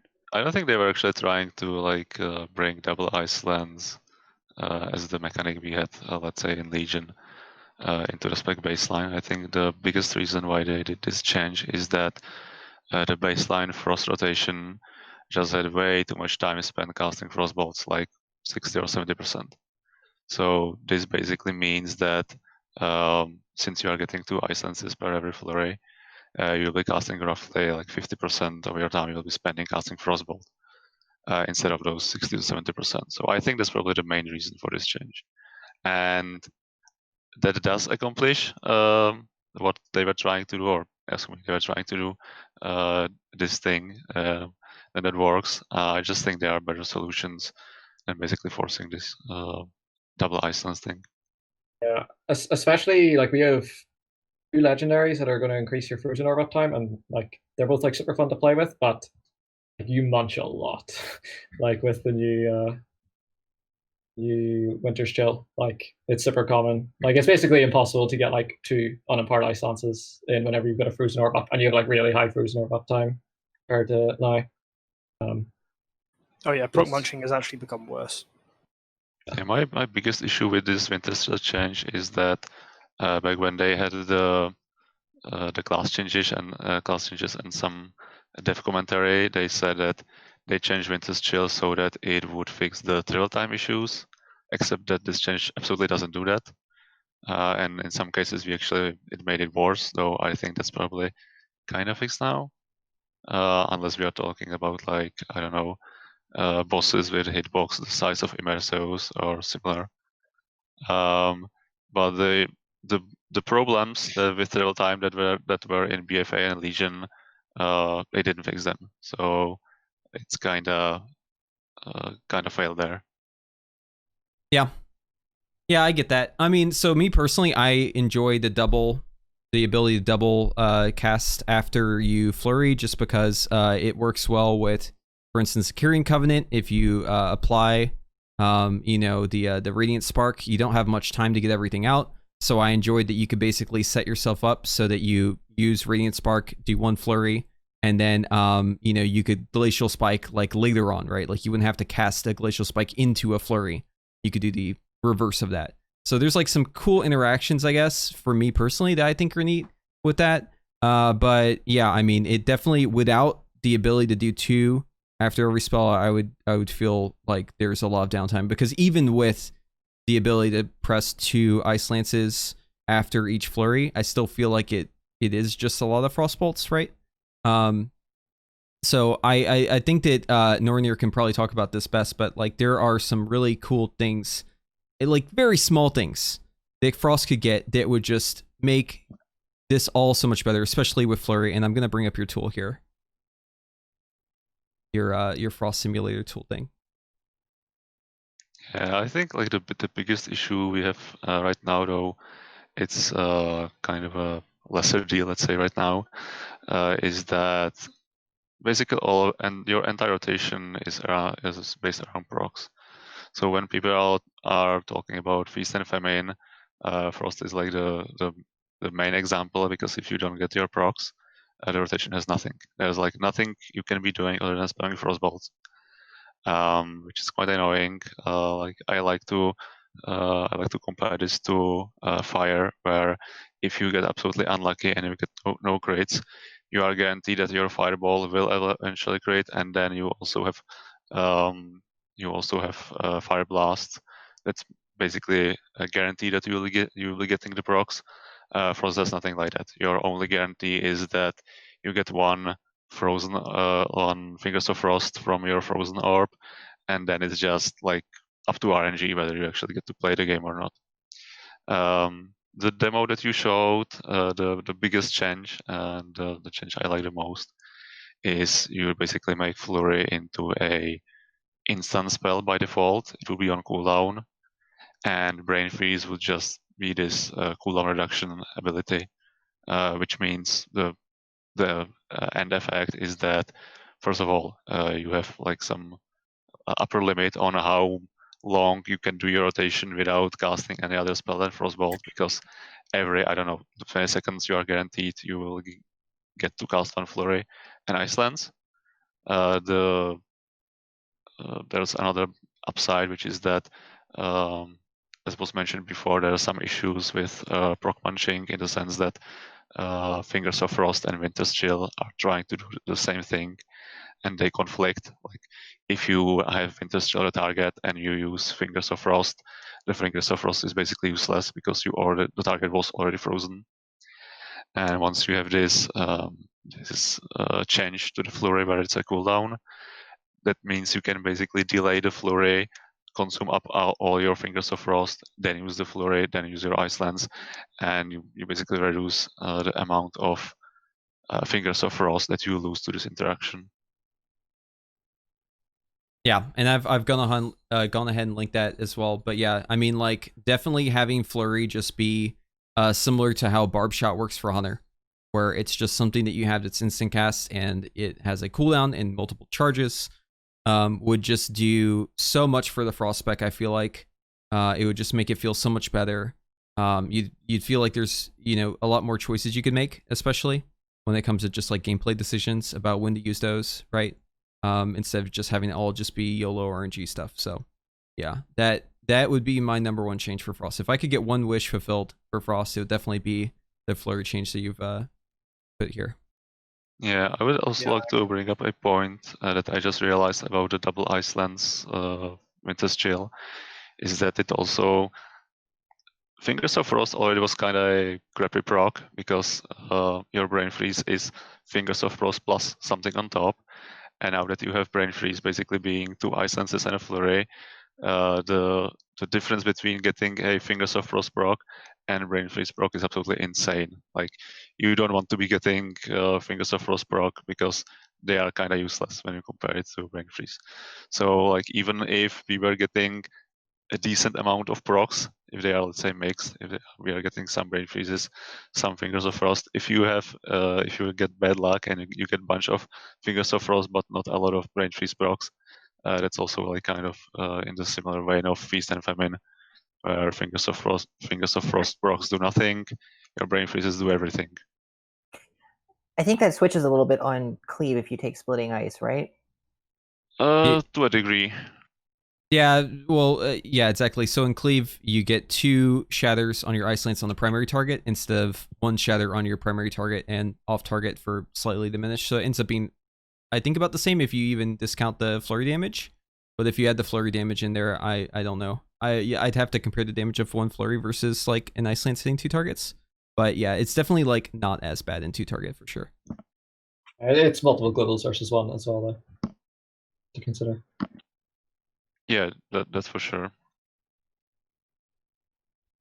On that, is there a distance issue with the double Ice Lance Flurry, where if you tried to do, like, I know Preheat was talking about doing Glacial Spike, say, after a Flurry, but if you were to do that, if you do the traditional Frost combos, is there a distance right now where you can do a cast spell into a Flurry, and the cast spell hits so late it consumes one of those, and you can't get 2 Ice Lances afterwards? There was, like a risk. There was early on in the beta. I don't know if that's still the case. That still exists. That was the issue I mentioned with like bosses that have super large hitbox, where it can happen that your Frostbolt or Ebon Bolt or Glacial Spike travels so long that it hits after the third Flurry Bolt and you only get one Iceland. But it's obviously super specific. Yeah, I think as long as travel time is a part of this, there's always going to be weird edge cases where things break. Simply because of how they've set up the spells, right? They all work on impact. And because these spells have a travel time, it's just... And I don't think that's necessarily a problem. It's just, you know, there's always going to be weird edge cases. That's just how reality is. The issue isn't travel time. The issue is that the spells have different speeds. Like, if all the spells had the same speed, the travel time would not matter, because all the spells would arrive in the same order as you cast them. Right, but Ice Lance has to be really fast, right? Because that's the lore of Ice Lance, is it's like this really insanely fast spike of ice you're throwing. So right, sure. No, I get what you're saying. But yeah, I mean, like, even in that case, though, right? Even if everything's the same travel speed, well, what if your character travels towards the target at a very high speed, right? Like, that would kind of break that too. So I mean, there's always the potential. I think even if everything moves at the same speed, if the target's moving at you and you're moving at the target. You know, kind of like how we did with double Ice Lance, there could still be like weird situations, but yeah, obviously not. Of course. But if the speeds are large enough, you would basically just boil this problem down to using Shimmer to do this, which I don't think is really an issue with the Shimmer nerf. So yeah, definitely giving us less Shimmers will make us less inclined to burn them for damage. Cool. Well, let's need those logs. What was that? I need those logs. I'll pry these DPS shimmers from my cold dead hands. Yep. Nice. Yeah, it's always fun in farm to just do really stupid stuff and then have no shimmers and the mechanics on me. Oh, well, sorry guys. At least you have Ice Flush. Dude, you gotta try to parse some progress when everyone else is trying to kill the boss. That's how you get the easy logs. Yeah, not sure about that one. That's I think the other big issue that Frost has that we should really talk about is that Icy Veins is just a horrible cooldown. I was about to bring that one up. Yeah, it doesn't affect your rotation at all. It's just do what you He's did joking, before, by the way. but do it faster. But barely even that. Like, it's so bad. Yeah, no, for sure. I mean, like, Frost, Icy Veins needs to have some sort of interaction with the procs you generate. That to me makes the most logical sense, because as it stands right now, it really just feels like a sick cooldown for Glacial Spike, because it's like your GPS, or what would it be? Glacial Spike per minute, GS PM goes up. But like, aside from that, it just, yeah, I don't know. Really unintuitive and not really cool cooldown. Yeah, it's kind of had that problem since since we lost Shield to the Core, right? Like, it hasn't it's pretty weak cooldown since then. And maybe an adjustment to the duration of it, or an adjustment of the actual cooldown itself. The cooldown duration. Yeah, I think it just needs to do something else, like increase Bring Freeze proc chance, something. I don't know. We're not here to really talk about how to fix specific issues, but we all agree, I think, that something needs to be done to help Icy Veins out. Yeah, definitely. It's not awful with Thermal Void. Like, I think a lot of the new legendary, and we'll get on to it, but like a lot of the new legendaries and conduits and stuff like lean super hard into like Lonely Winter, super heavy ice on spells, and like especially with some of the Fruits Orb legendaries, you get like really high Icy Veins uptime, like minute, which is like pretty good. I don't think we. Yeah, I agree, but like a talent should not be required to make the cooldown feel okay. Of course. Yeah, we're not even talking like great cooldown. We're just doing like baseline okay. That's the biggest issue. And especially since it's a 3-minute cooldown, right? Like it's like, okay, every 3 minutes I get to use this cooldown. That's, you know, arguably worse than, you know, any of the other specs cooldowns for mage, you know, fire arcane. Yeah, I don't know, just really not all that exciting. And also arguing I think it's the worst in the game. Just aesthetically, it doesn't look good. Like Combustion, you literally you're on fire. You are literal living fire. Arcane, you crackle with power. Icy Veins, you're like, I mean, what actually happens when you activate Icy Veins? You have some sort of rays shooting into you a little bit, and that's it. Aesthetically, it just looks crap. It's snowflakes. It feels bad to use. Yeah, I get what you're going for. Well, okay. I know it's not something that most of us actually care about, but to me, I want that oh wow moment when I activate a cooldown. No, I agree. Like, combustion is sick, man. Like, turning into a fire human whenever you combust is awesome. And the fact that usually that's tied with you jumping around like you're on fire, right? Because mages do that in combustion and not hardcast. Yeah, really cool stuff. Yeah, Frost definitely seems like very similar kind of to old Shadow Priest, where there's like a very smooth damage profile, and your cooldown doesn't really do much of anything. But I do want to move on though to the legendaries for Frost. So the one that I am most excited about is actually one of them that was kind of not really working until recently. It is the one Freezing Winds. When Frozen Orb is active, you gain Fingers of Frost. When Frozen Orb is not active, each Frostbolt reduces the cooldown. Obviously, there are some issues with this because it's very like, it's kind of tying the power specifically to Ice Lance and Frozen Orb, and there might be some issues with that, but overall, playing this talent in the most recent testing this legendary in the most recent testing has been really, really fun. I want to get y'all's thoughts on that. Yeah, this is definitely the I'm most excited about. I've already mentioned it a couple of times tonight, but like, if you liked Legion, more specifically Nighthold Frost, I mean, this isn't the same, but it's like playing it with the gloves. Like, it's pretty close, but it reminds me of it. Like, it's a lot of fun to play, and it's pretty good in both like single target and AoE. Just get so many procs. I know what Norrinir was talking about earlier, where you spend a lot of time pressing Frostbolt. Like, if you're not getting procs, you're reducing your Frozen Orb cooldown, and you cast it and you get loads of procs. Like, it's really, really good, and I think it's a lot of fun to play as well, even if it does bring up problems like Ice Lance doing 65% of your damage. Yeah, it's a lot of fun. Yeah, I think overall the Frost legendaries are pretty good. The only one I don't like is the Glacial Fragments, which just seems weird. But Cold Front, that has some potential amazing interactions with the Necrolord Covenant, because each time you cleave, you get a stack of the buff for each target hit. So it basically means you can get a Frozen Orb down every 5 Frostbolts if you are cleaving 3 targets, which sounds amazing. The Freezing Winds legendary, obviously, that's amazing. Getting at least 5 Fingers of Frost from each Frozen Orb, and then on top of that, having your Frozen Orb be like, I don't know, 40-second cooldown. That's amazing.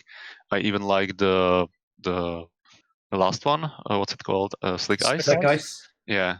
That one. That's the up to 50% cast time reduction on Frostbolt. Even though I'm playing on the beta realms from Europe with like 200 millisecond latency, so obviously it's not great if you are spamming Frostbolts at high haste with the 50% reduction. It still felt pretty good, especially because the legendary also reduces your GCD. So when you have 100% haste, like Icy Veins Time Warp, and you have 10 stacks of this legendary, your GCD is like 0.4 seconds. So that's pretty nice.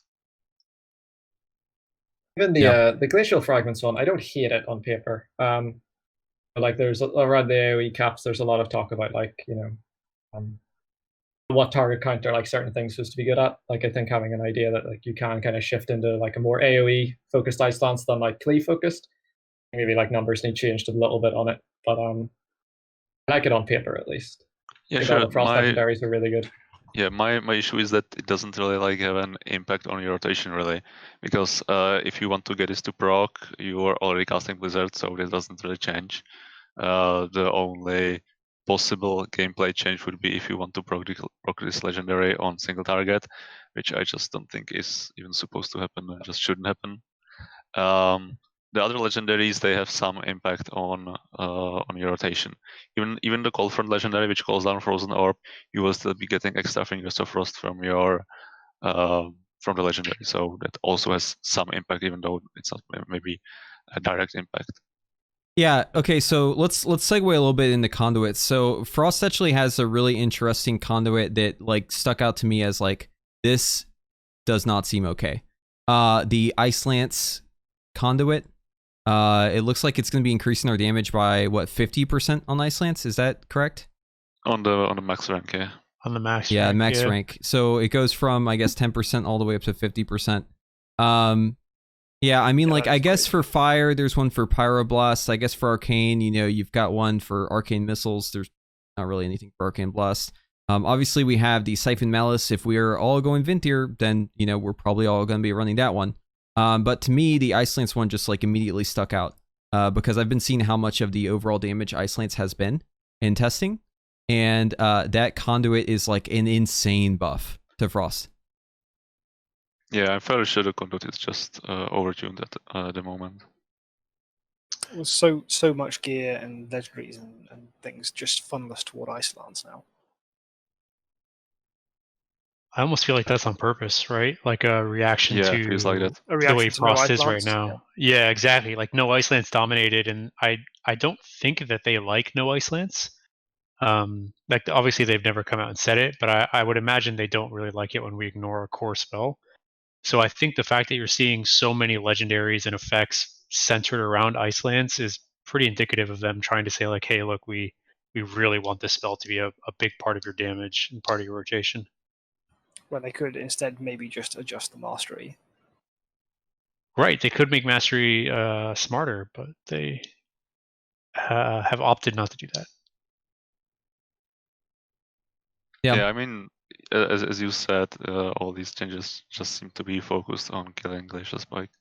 I don't think Glacial Spike is even an option with not even just the legendaries and conduits, even just like the double Ice Lance change or the Winter Shell change. It basically means that Lonely Winter is by far the best option in that tier because you will by default be casting a lot more Ice Lances. That already makes Glacial Spike almost not an option, not even including the fact that we are not getting Flash Freeze replacement, we cannot stack Mastery to insane levels. Yeah, they just seem to be trying really hard to kill Glacial Spike and by extension no Ice Lance. Yeah. Since someone brought up Mastery there, I suppose Frosted or Norrinir, do you want to elaborate for a layman sort of the issues of Icicles versus Ice Lance on Mastery and the sort of tug of war between those two things? One of you want to explain the issues there? Yeah, so basically the main issue with the Mastery is that the biggest portion of the Mastery, at least on single target, is that it buffs your filler spell. Most of the Icicles you are getting them from Frostbolt. Your Flurry obviously gives you also an Icicle, but you only cast Flurry if you cast Frostbolt before that, or even more, I guess technically, but that's every 45 seconds. So basically all of your Icicles depend on casting Frostbolt. The main issue is that the second payoff spell that you are hoping to use, Ice Lance, that spell just doesn't benefit at all. So when you increase your Mastery, you basically increase the strength of your filler spells, and at some point, if you have enough Mastery, your filler spell becomes better than your payoff spells. We've seen this happen in Legion, in BFA, where basically you reach a point where just you don't want to cast Ice Lance because casting a Frostbolt and getting huge Icicle is better than just spending your time using your procs. Obviously, this is not as bad as it was at the beginning of Legion, let's say, because they moved part of the effect of Icicles into Frozen Orb damage, which obviously makes part of the effect not depend on Frostbolt. But that's mostly relevant for AoE. It's not a big change for single target because on single target your Frozen Orb is responsible for like 4% of your damage. Yeah. Yeah, I mean, it just is, it's weird that Mastery has literally no effect on Ice Lance, and I don't particularly like Icicles really at all. I really wish that Frost Mage would go the direction kind of like Shaman did, where they took their Icicle mechanic, because it's literally the same thing that Shaman have, and just make it some other thing or maybe a talent, and just let us have the old mastery back, like Shatter Frost. I feel like that was so fun, and it affected everything, so it didn't cause all these weird cases where you stop casting Ice Lance. Frostburn, that they increased their damage to frozen targets. Yeah, that's the one. They consider Icicles to be a I can't remember the exact wording that was used. Yes, they consider Icicles to be an iconic aspect of Frost. God, that makes me cringe. That actually hurts me to hear. I think that hurts anyone who's played Frost for longer than like 2 expansions. The thing is that you can have your mastery be something else and still have Icicles. What people just want to remove is the scaling component of the Icicles, because that's what creates those issues. So if they want to keep iconic Icicles, just make Icicles like fixed damage or fixed spell power coefficient that doesn't scale with mastery, and have mastery do something else entirely. Mm-hmm.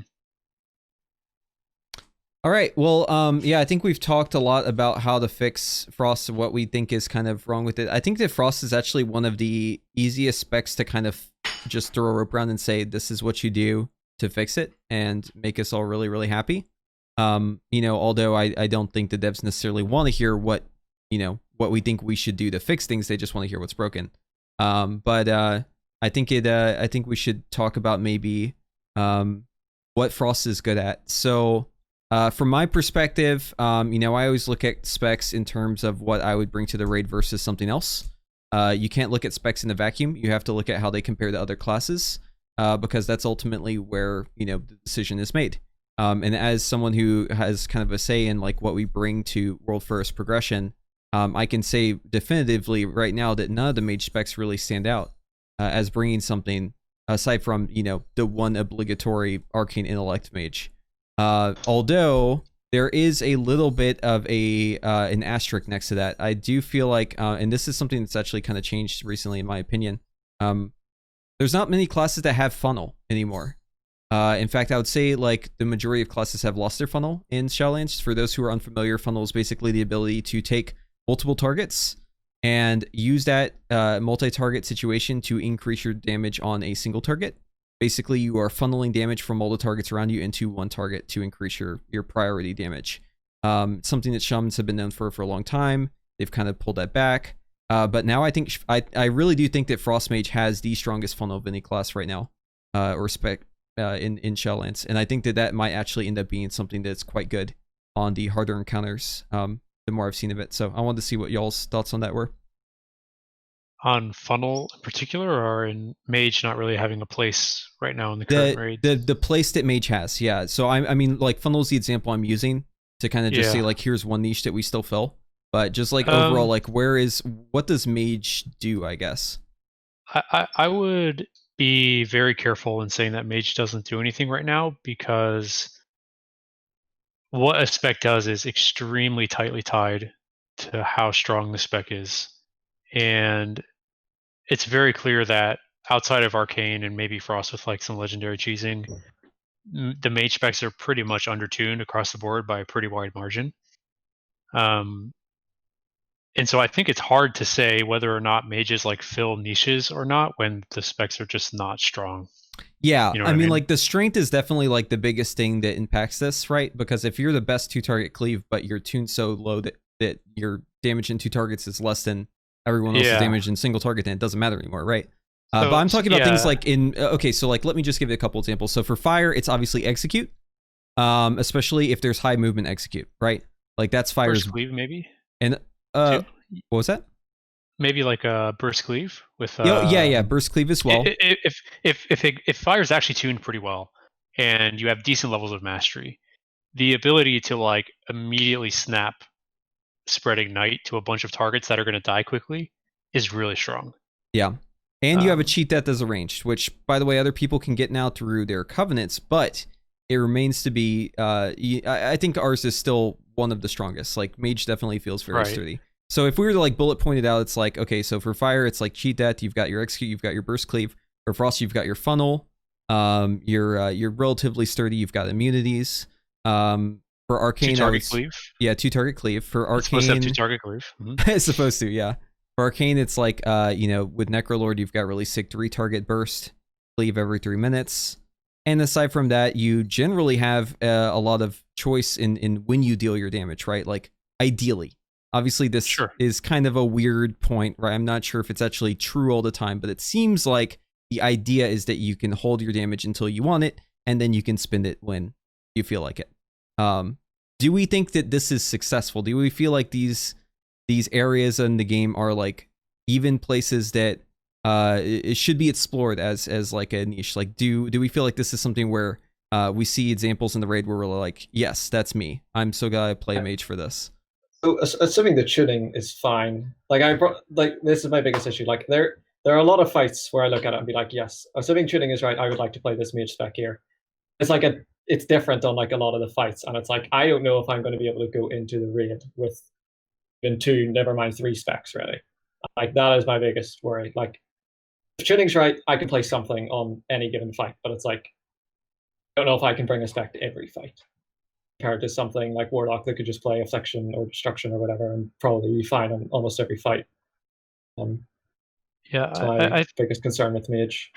I think we definitely fill good niches. I think that if you look at like the last tier in BFA, you see fights where like, you know, a lot of cleave, like where you could leverage PF to do a bunch of controlled cleave with fire and BFA, right, in the last tier, and that would work fine. You could see fights in the beginning, first tier and old tier, where 2-target cleave, if it's tuned correctly, would actually be really useful. So I think that the niches that the specs fill are good. You know, we don't have spread cleave. I think that's the biggest thing we don't have. It really just comes down to tuning, which is why I said it's dangerous to say like mage doesn't fill any roles or isn't good when we know the specs are undertuned. Yeah, I think it's a combination of the tuning and I think the overall encounter design I think is a big issue as well, because we can have well-defined niches that mage excels in, but they have to actually be provided by the raid. You know, if you do really good 2-target damage and none of the fights require that, then congratulations, you're like the best at a situation that doesn't currently exist in the game. So that's something that we have to be mindful of, and that's kind of out of our control. We're just beholden to encounter design at that point. Yeah, some of it seems to me like I hate to say it's zero sum, but it's a little bit zero sum with how the other classes are doing. We've had situations where like Arcane is clearly the best single target class, but no one else is doing worse enough single target on average that you'd want to bring an Arcane Mage to focus the boss. It's because they're tuning everyone around doing this baseline amount of single target damage, and they have an extra niche. Your single target niche is now suddenly killed. So like you kind of need everyone else to be worse at your niche in order for your niche to excel, if that makes sense. Mm-hmm. Mm-hmm. And also, I think that, like, just generally speaking, when it comes to mage, it's not so much about our niche, it's just about us being broken. Like, whenever we're broken, that's when you stack mages. It's not because it's like, oh, this is that really good case for mage, right? Aside from maybe immunities on the Zoth, I think that that's, like, kind of an outlier. But, I mean, other classes have immunities, too. It's just so happened that mage was insanely bust on that fight, right? So... Yeah, I mean, we have no group utility. I mean, now we have focus magic, I guess, for one person, but like we really don't have anything we can bring to most of the group besides immunities. And even then, that's still technically a personal immunity. Yeah. Yeah, I mean, like, overall, I feel like we do still have corners of the game where it's like mage is really good for this. There's always going to be really great things for mage as long as we have immunities, as long as we have blinks.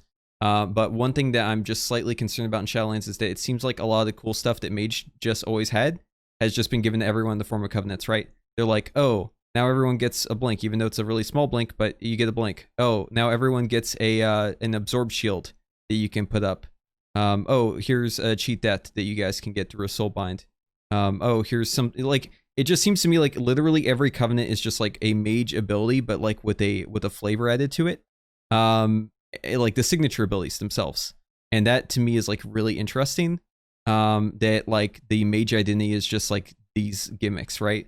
I'm not necessarily saying that like that's a bad thing for mage. It's just, it's weird that whenever they need to give every other class something, they always just give mage abilities out, like blinks and stuff. That it just seems to me to be weird.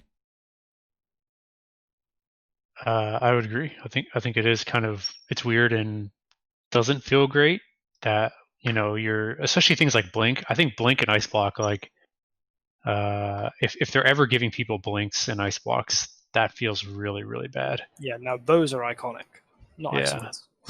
Yeah, exactly. Yeah, that feels bad when like everyone gets a blink or immunity or a cheat death. It's like, man, kind of sucks. Yeah. There is only so much utility in the game, though. At the same time, like, there's only so many things you can give them, like speed buff, I guess, instead. But who cares, kind of thing. I'll say it every time. I feel like Warlock shouldn't be the only one who can make gateways in the game, and we have all these portal technology that we do. Like, we could get one piece of group utility and something in the form of something like a gateway.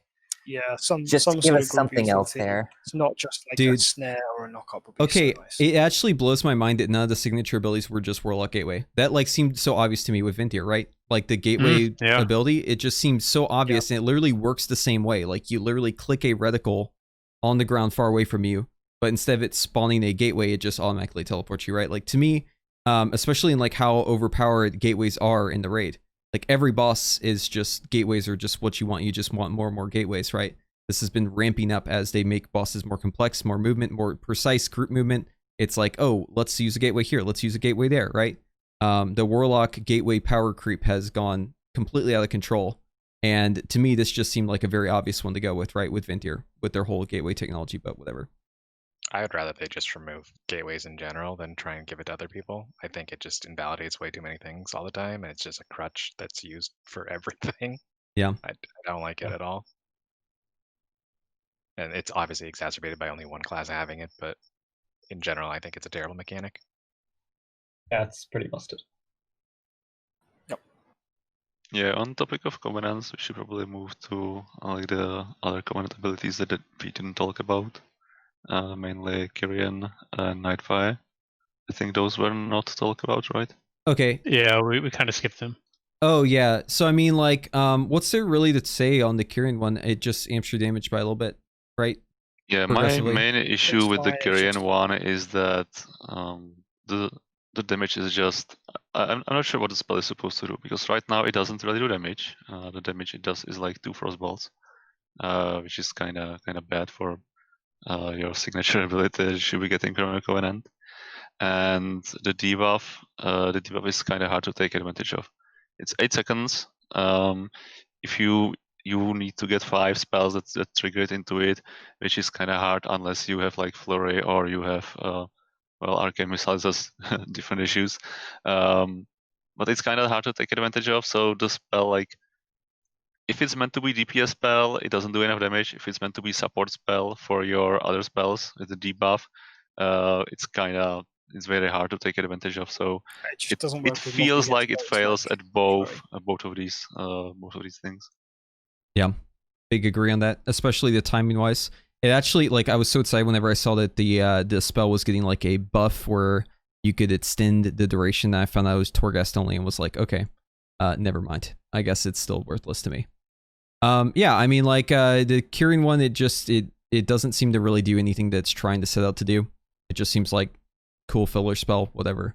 I don't think there's really much else to say on that one. I think you summarized it pretty well. When it comes to Night Fae, we've got Shifting Power, which looks absolutely amazing. It's like stunning how gorgeous this ability is. But it doesn't really seem to give us much of a return on what we're using. I just feel like I'm casting for so long and I'm hoping to get something like better out of it. And it just doesn't really do much. Yeah, casting for 6 seconds every 45 seconds while you're stuck in place in melee, it just seems really dangerous. Yeah, I think it kind of gets a by being the only one that, like, the most reliable of her dungeons anyway. Like, a lot of the other ones are pretty unimpactful in dungeons. But yeah, killing in melee for 5 seconds beside like 4 mobs doing cleaves and frontals, and so it's just doesn't feel super good. Azevara's devil's advocate for this one. I mean, so like this is the one I spent the most time trying to make work with a bunch of different abilities that we have, and so the dungeon thing is really the problem with it, because it's incredibly useless comparatively in raid scenarios, despite being clearly the best in a lot of situations for dungeons. And since you can't swap the Covenant reliably and you want to do both types of content, it's not going to work as like a mechanic. Like, And, I don't know how else to say it. Have you seen the change to the volcanic affix? Where it knocks you up into where it like throws you up into the air now. So it's like there are the penalties for standing still are even higher now, right? With some of the affixes. I mean, you can like icy flows it, I guess, which is kind of broken compared to the other two specs, but that's only one spec. And Frost isn't even necessarily benefiting a lot from it. The biggest problem with the Night Fae one is that the cooldown reduction does not matter for your long cooldowns. It only matters for your medium and short cooldowns. Stuff like Arcane Orb. Technically, your shimmers, you get them back more often if you do this. Like, those kinds of things are great, but you're not going to notice 10 seconds off of your Icy Veins, or, you know, you're going to wait on your Combustion if you have a 2-minute cooldown for your trinkets, even if you wanted to have it earlier. Like, cooldown reductions are a really dangerous thing to try and add because they can be either really powerful or really useless, depending on what spell you're trying to sync up with other things. Yeah, it's all tied to how good your cooldowns are. And all the specs have different varying levels of how good their cooldowns are, right? So it just ends up being very, very spec specific on if it's good or not. Well, I mean, it's really good for fire because fire has fire blasts, right? Like Night Fae for fire, you end up getting like 14 or 15% more fire blasts just from mashing it on cooldown. Like it's really good. I mean, that only works if you get the crits to use those fire blasts, right? Otherwise, you'd end up regenerating those before you end up using them anyway. Well, I mean, like just mashing it while you're channeling from actual simulations. Like that's the effective gain of fire blast usage. Okay, that makes sense. Yeah. But yeah, it's like Phoenix Flames works with it too. That's probably the best one now that they added that. Mm-hmm. One thing as well with that for fire is that with the Sun King bracers, you have the ability to use this before like all your Sun King combustions to get full fire blasts, which you just use to get the Sun King proc, and then you get a combustion with 3 fire blasts in like a 6-second duration or whatever. Yeah, it's definitely really good. I think if they actually tune the Venthyr conduit down, that Night Fae is like a competitive option for fire.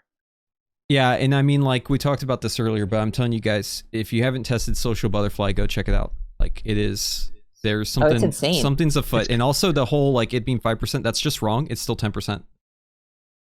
Yeah, there are definitely some some soulbind things that are kind of fucking crazy. The whole soulbind balance between different covenants and even different trees within the covenants is absolutely out of whack. That's like a whole nother issue that we could get into, but would probably take too long to talk about. Yeah, I think we already touched on that too. I mean, like, it's very obvious that this is like something that's constantly changing as well. Like, it very likely is the most, I mean, like, it's the most likely thing to change a lot between now and next week, right?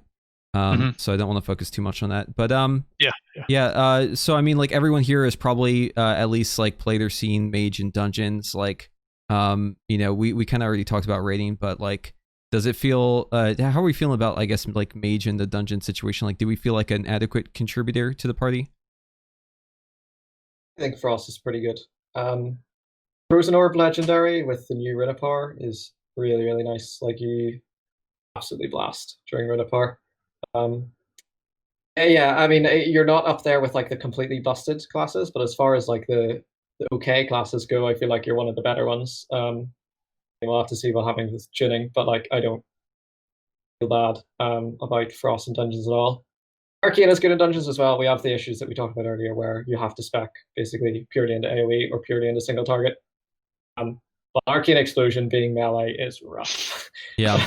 Really, really rough. Like, it feels like as, you know, Mythic Plus gets more attention and dungeons get more attention. There's just like more and more mechanics being thrown in, and, you know, being in melee range while being eligible to be targeted by range mechanics, it's beats, let's just say. It's been an issue since the artifact, I think it was, had the extended range and they removed that.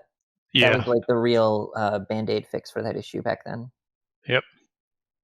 Yeah, I mean, I'd also like to give a shout out to Grizzly Icicle, because that has potential to be absolutely amazing, especially as Frost, because you have Shatter and you also have a 10-second Frost now baseline. It seems like it could be insane intelligence. Yeah. Yeah, the permanent Frost Nova as well as Frost. Just like, yeah. You're just talking about that, but there is also like some weirdness. I don't know if it's been fixed, but sometimes you would Frost Nova and it would show up and the debuff would actually be active, but it wouldn't actually amp your Icicles or your Ice Lances sometimes. I don't know if you ever ran into that. So there's two parts of the debuff now. There's the actual root, which is what gives you Shatter. And then there's also the debuff that gives you 10% damage from Grizzly Icicle. And so the Frost Nova can now be applied to any target, even bosses, but you only get Shatter if they're actually rootable. Right, okay, yeah, see, I don't like... That's good. That seems a little unintuitive to me because you see the debuff up. Like, I guess you could track it with a weak orb, but I'm just talking like to the layman, right? Like, you see the Frost Nova on the mob. You're pressing your Ice Lance because you think it's frozen. Ice Lance isn't doing that much damage, but you don't notice because you don't really, you don't really have like add-ons to track this sort of stuff. It just seems a little weird. That feels like it just needs an icon change, is what you're saying, right? Yeah, exactly. Like, there's got to be a better indicator. Unintuitive because you're going to be wanting to Frost Nova bosses, which traditionally have not been freezable, and the Frost Nova is not actually going to root them. So it's coming back to like the Mists of Pandaria thing, where you were using freeze from your water elemental on raid bosses that couldn't be frozen just for the Fingers of Frost generation. And we know Blizzard didn't like that and took it out. Yeah, but honestly, I don't think you really want to use Grizzly Icicle on bosses, so I don't think that's that big of an issue. I think the biggest issue is that when you actually freeze something which cannot be rooted, the Frost Nova animation still shows and the target just moves around. With Frost Nova, it looks really weird. Yeah, that's exactly what I'm saying, man. It's so unintuitive when you see something with Frost Nova, right, moving around, and you like your brain is immediately like, oh, it's Frost Nova with Ice Lance, right? Like it's like the most instinctual thing I would say about Mage is just like hitting something with an Ice Lance if it's frozen, or if I see the frozen icon on it, like the in-game, right? Like not the actual debuff. Yeah, I'd like to see that tooled a little bit differently. Okay, well, here's another thing, a little tidbit. Lust, like the Bloodlust, Time Warp, these abilities have been greatly buffed because drums are really, really bad in Shadowlands, like really, really bad. I would say to the point where every MDI team, I'm just going to put it out there, is going to have either a Hunter, Shaman, or Mage, like required. This is my opinion, of course, but I do think that it's significant enough to warrant that. And I found that in my beta experience, my biggest value as a mage is just having Bloodlust. I don't know what y'all have thoughts on that, but yeah, it's a big part of our utility, definitely. Yeah, honestly, and I like that. I like this change because I was never a fan of like giving these slightly worse versions of classes utility to consumables, be it drums or scrolls or whatever. So yeah, if the drums are really that bad that you want to be bringing in mages and shamans, then that's a positive change for me. Oh yeah. Yeah, I think it's fine if those consumables are in the game and like noticeably bad. You could use it for like your pug group or something where you just happen to not have a mage, or you just want to use a scroll, you happen to not have a warrior. Yeah, but like that. I think it's fine for those situations. But when they rob any kind of incentive to bring those classes, right? But like problematic. 25% on the drums, yeah, that was a bit too much. Definitely. Much, yeah, I mean, it's like, it should be something where you think, oh, I wish we had real lust, right? Like, that should be your thought. It shouldn't be, it doesn't matter, it's just 5%, whatever. So yeah, kudos on that one. Anything else that we feel like is just like a good change in Shadowlands, like in terms of like just really, really nice quality of life, or maybe just like makes sense design-wise, that we're really vibing with? I'm going to start off with Rune of Power. I feel like that one. Obviously there was a quick turnaround on it, but yeah, just really great. Honestly, I'm surprised at how great it is. We should talk about the changes to mirror images and also altar time. I don't think we talked about it at all, and this seems like a good point to mention. Okay. Yeah, altar time is what I was going to bring up as my kind of that I really like. Big change. It's it's It's obviously not as good as some other versions of the spell in the past, but it's a nice flashy spell that you can do some pretty cool stuff with. So it was definitely my kind of. Yeah, I would argue that the version that they brought back, the WoD version, is actually the best version, right? Because it's like the least degenerate. Like, I know a lot of people are upset that like the one that gave you all your buffs isn't back, but let's just be honest, like that was degenerate as fuck. Like that should have never been in the game in the first place. So yeah, they would never be crazy enough to bring that back. That was way too impactful. I think having it be a nice kind of defensive-oriented cooldown was good. I was initially concerned when they were bringing it back and it said it was going to restore mana and then would inherently make it like a DPS cooldown for Arcane. Like even that for that one spec, I thought was too much. Yeah, I think my biggest issue with the Mr. Pandiah version would be that given the way the specs work right now, is that it would basically be just extra 6 seconds of combustion or arcane power. You would just use it unthinkably, like without thinking, because a lot of the interactions that we had in Mr. Pandiah, like getting a bunch of instant pyros at the same time and then using combustion, that just doesn't exist anymore. The only interaction I can think of is probably like saving 2 Fingers of Frost and a Brain Freeze as Frost, but that doesn't also seem like super great. And the biggest downside would be that you're basically ruining your defensive cooldown. Like Alta Time is one of the best defensive cooldowns, and just being forced to use it for your DPS is a pretty bad thing. Yeah, same on the note of Mirror Image, right? Like Mirror Image was looking like it was going to be a DPS cooldown. Now it's squarely utility. They lowered the damage on it. Great. I mean, honestly, and giving it the defensive in there as well. Like I was excited just for the aggro drop. You know, like the fade effect on it, which you know has always been like the most important thing to me personally. Like there were times when I actually spec'd in the Mirror Image, unironically in BFA. Because of the aggro component, especially in islands. I was running the heirloom trinket that reduced your threat, and I had mirror images just so I wouldn't pull aggro on the big packs with crit brews. Yeah, I mean, I think that's really what mirror image is all about, and I really do appreciate that. I guess Blizzard kind of like was tuned in on what mirror image would need to make it squarely utility. I think they very successfully pulled it off. Yeah, I think this is the best. Sorry, yeah. Go on. I think this is the best place for mirror image to be because it didn't really feel great as a DPS cooldown. Yep, agreed. I think this is a really good version of mirror image, and I'm very excited to use it. The only problem with mirror image right now is that it procs Arcane Echo for Arcane. Yeah. Other than that, there's no this new version. Yeah, but I'm assuming they're gonna fix that at some point because that doesn't seem intended.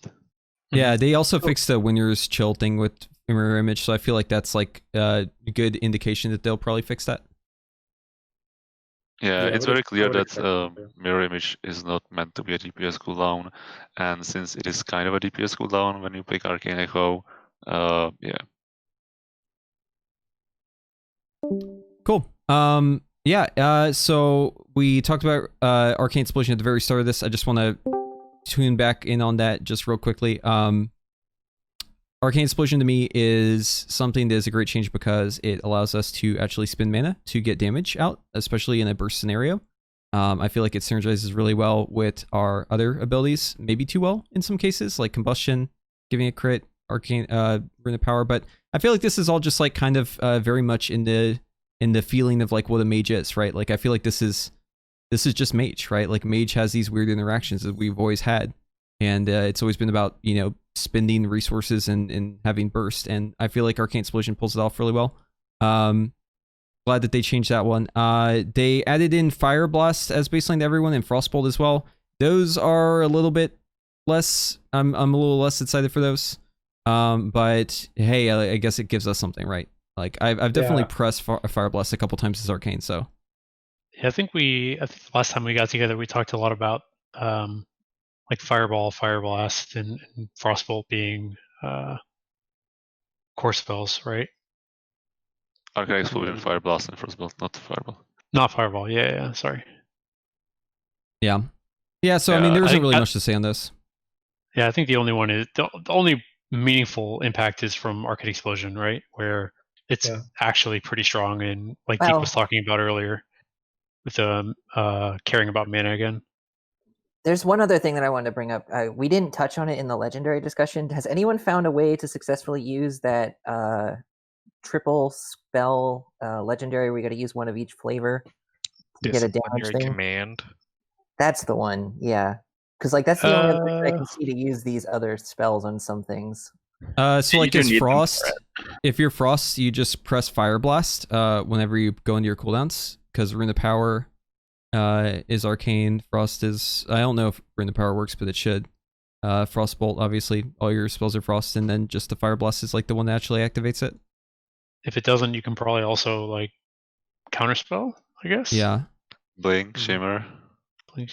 Yeah, I thought we were gonna go an expansion there without counterspell being a DPS ability, but I guess we're not gonna be that lucky. Well, don't worry, the cooldown's shorter now, so it's good. You get that that potency or whatever. No, wait, it's not potency. It's the other one.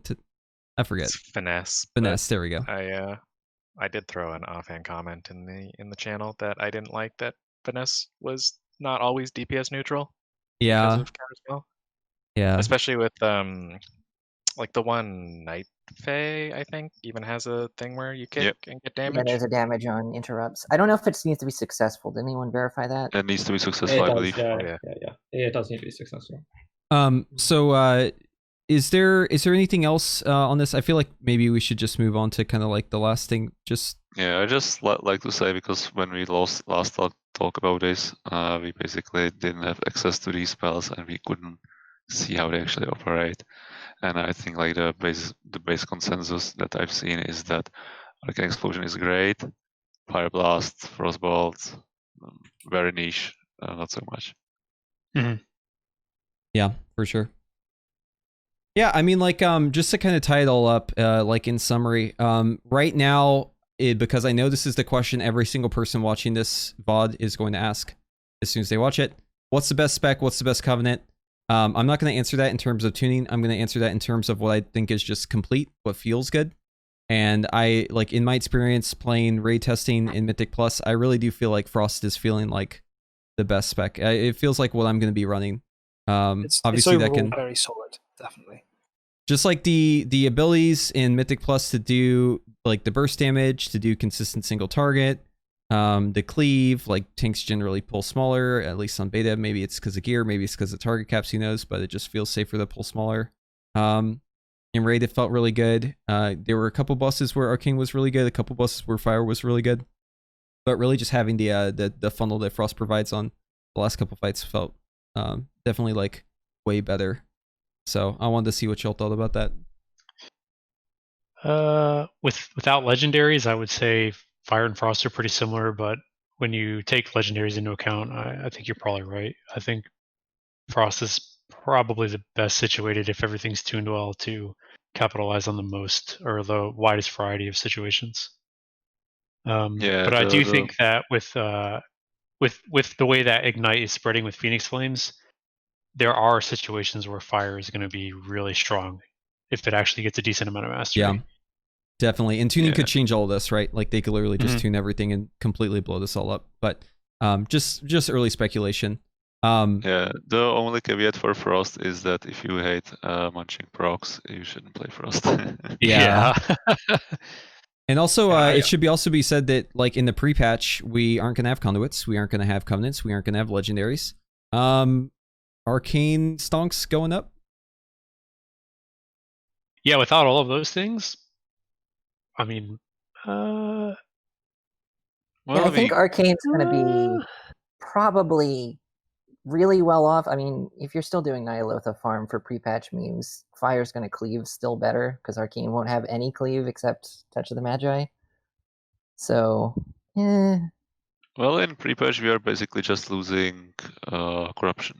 That's the only thing that's happening, and I don't think the specs are appreciably different to make like some sweeping changes, unless they do like last-minute tuning on beta, which is meant for like the max level for level 60, and that like translates into some broken spec at level 50, maybe that, but I don't think much changes in the pre-patch.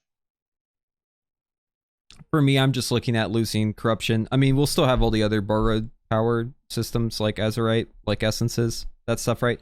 I think that Fire definitely has a leg up when it comes to a lot of those, especially in the crew tier. For sure.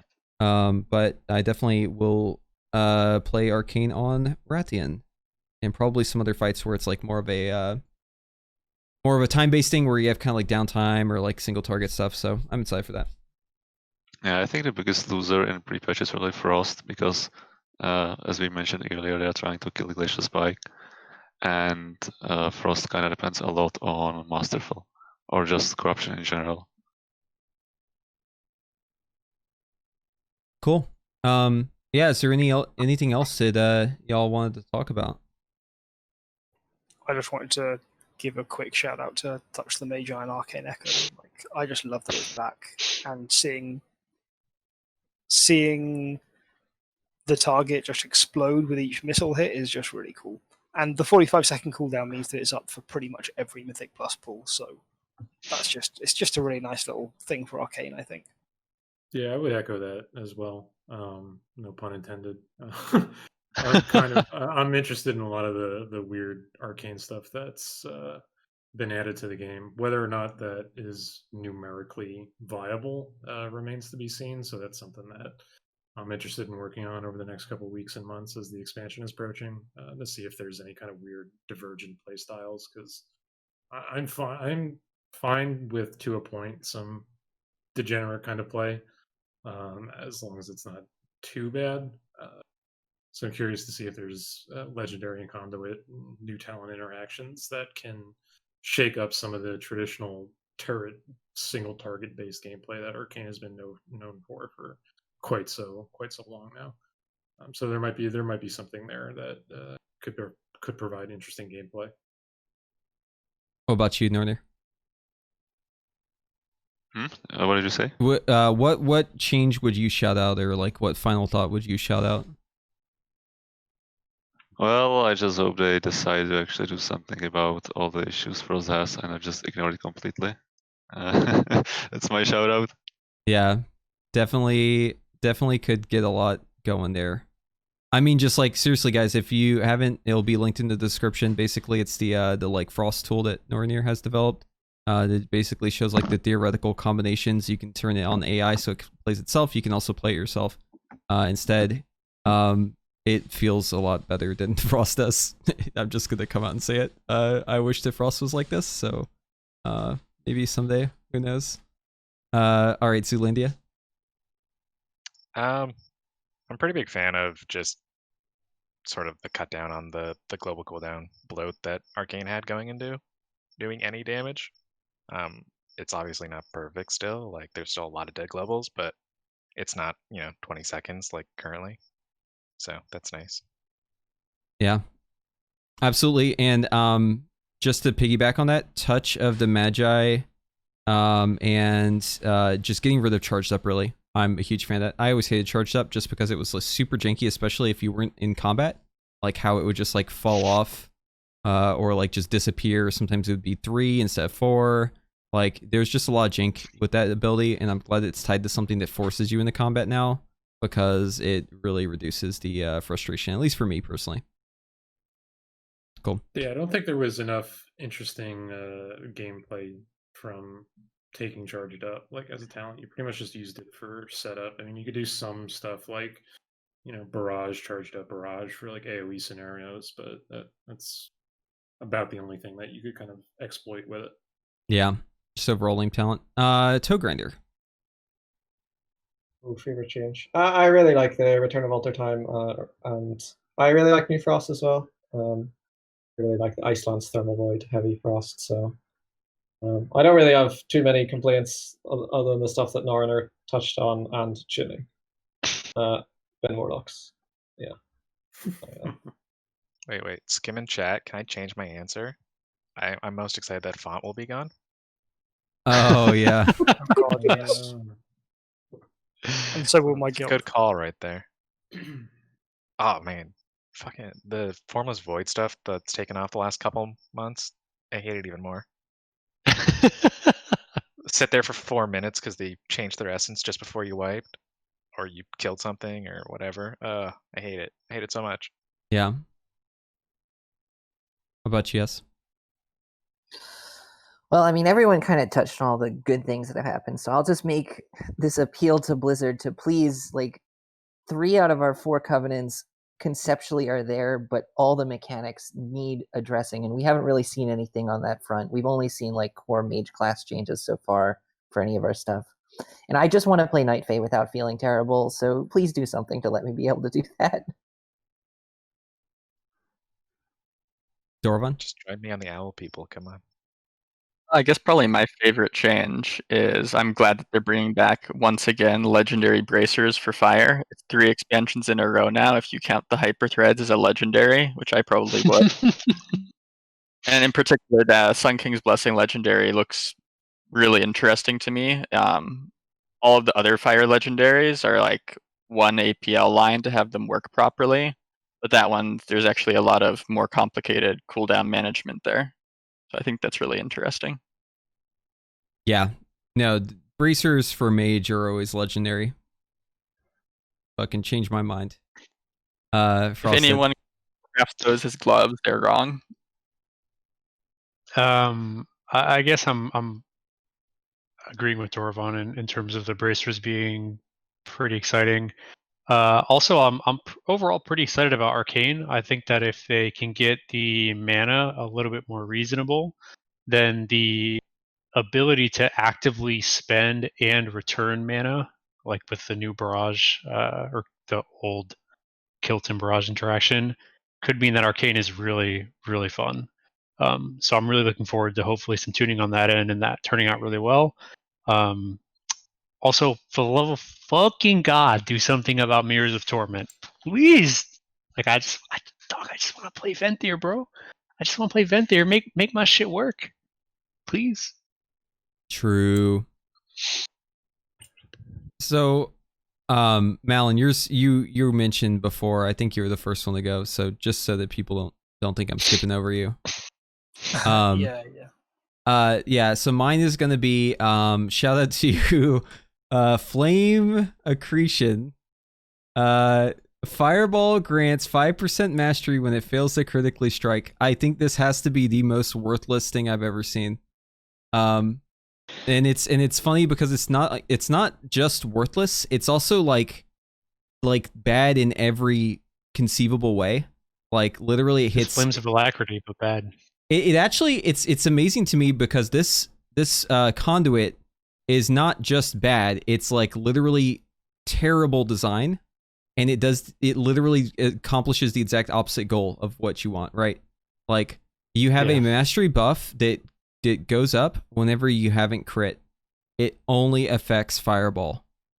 Now, here's the funny thing. If you get like 6 fireballs in a row that don't crit, you've got 30% more mastery. So if you can somehow manage to stop casting fireball for a bit to keep that little buff up, you can actually buff your mastery really high, kind of breaking the game, right? So like just think about, combustion with scorches and pyroblasts. You don't cast fireballs at all. You intentionally try not to crit on your fireballs just to amp your mastery right before combustion. I can't believe that this is in the game. I would like to speak to a manager about, like, who is the person who put this in here? Anyways, shout outs to this ability. Holy shit. 10 of 10. Can't believe it. That's, yeah. There actually isn't a more surprising covenant or a conduit to me than that one. Like, that actually made my jaw drop whenever I read it. And it actually does work exactly the way I'm describing, like, if you go and test it. Yeah. So. Except for fire, 5% mastery is only 3.75%. Feels bad, so man. It's worse than it looks. Intuitive. Yeah, so that's my meme answer. But my real answer is I really, really like Arcane Explosion. And I mean, like, I keep gushing about it, but Arcane Explosion being back in the game means a lot, and I like how it's currently tuned. I feel like the tuning is really great. I feel like it should be, like, at the point where, like, you do disrupt your normal rotation to Arcane Explode instead. I'm totally fine with that, and because it's a mana thing, right? Like, you can't just do that the whole fight. You get basically 10 Arcane Explosions, and then you're out of mana. Obviously, you regen mana over time, but it does feel really nice to me, and I'm glad that I actually need to track my mana bar again. anyways, yeah, that's it. So what I'm gonna do is I'm going to open it up for you know, obviously we've been going for like 3.5 hours at this point. So if anyone wants to stick around, I'm just gonna ask chat questions and try to answer them to the best of my abilities. But I am gonna be hopping into a classic raid soon here, so I'm looking to kind of wrap this up. But yeah, anything else, guys? I think we covered most anything.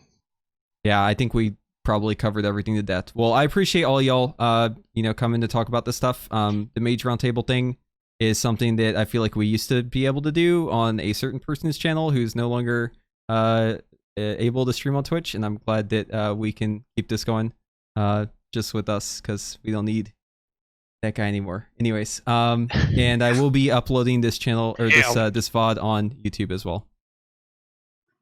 Cool. Thanks for having us. Sounds good. Thanks for having us, and thanks for the you guys for staying around. I know it's kind of getting late for you guys. Oh yeah, don't worry. I'll hang around a little bit more, see if there's questions. I'll be collapsing. Yeah. Yeah. Thanks for organizing this.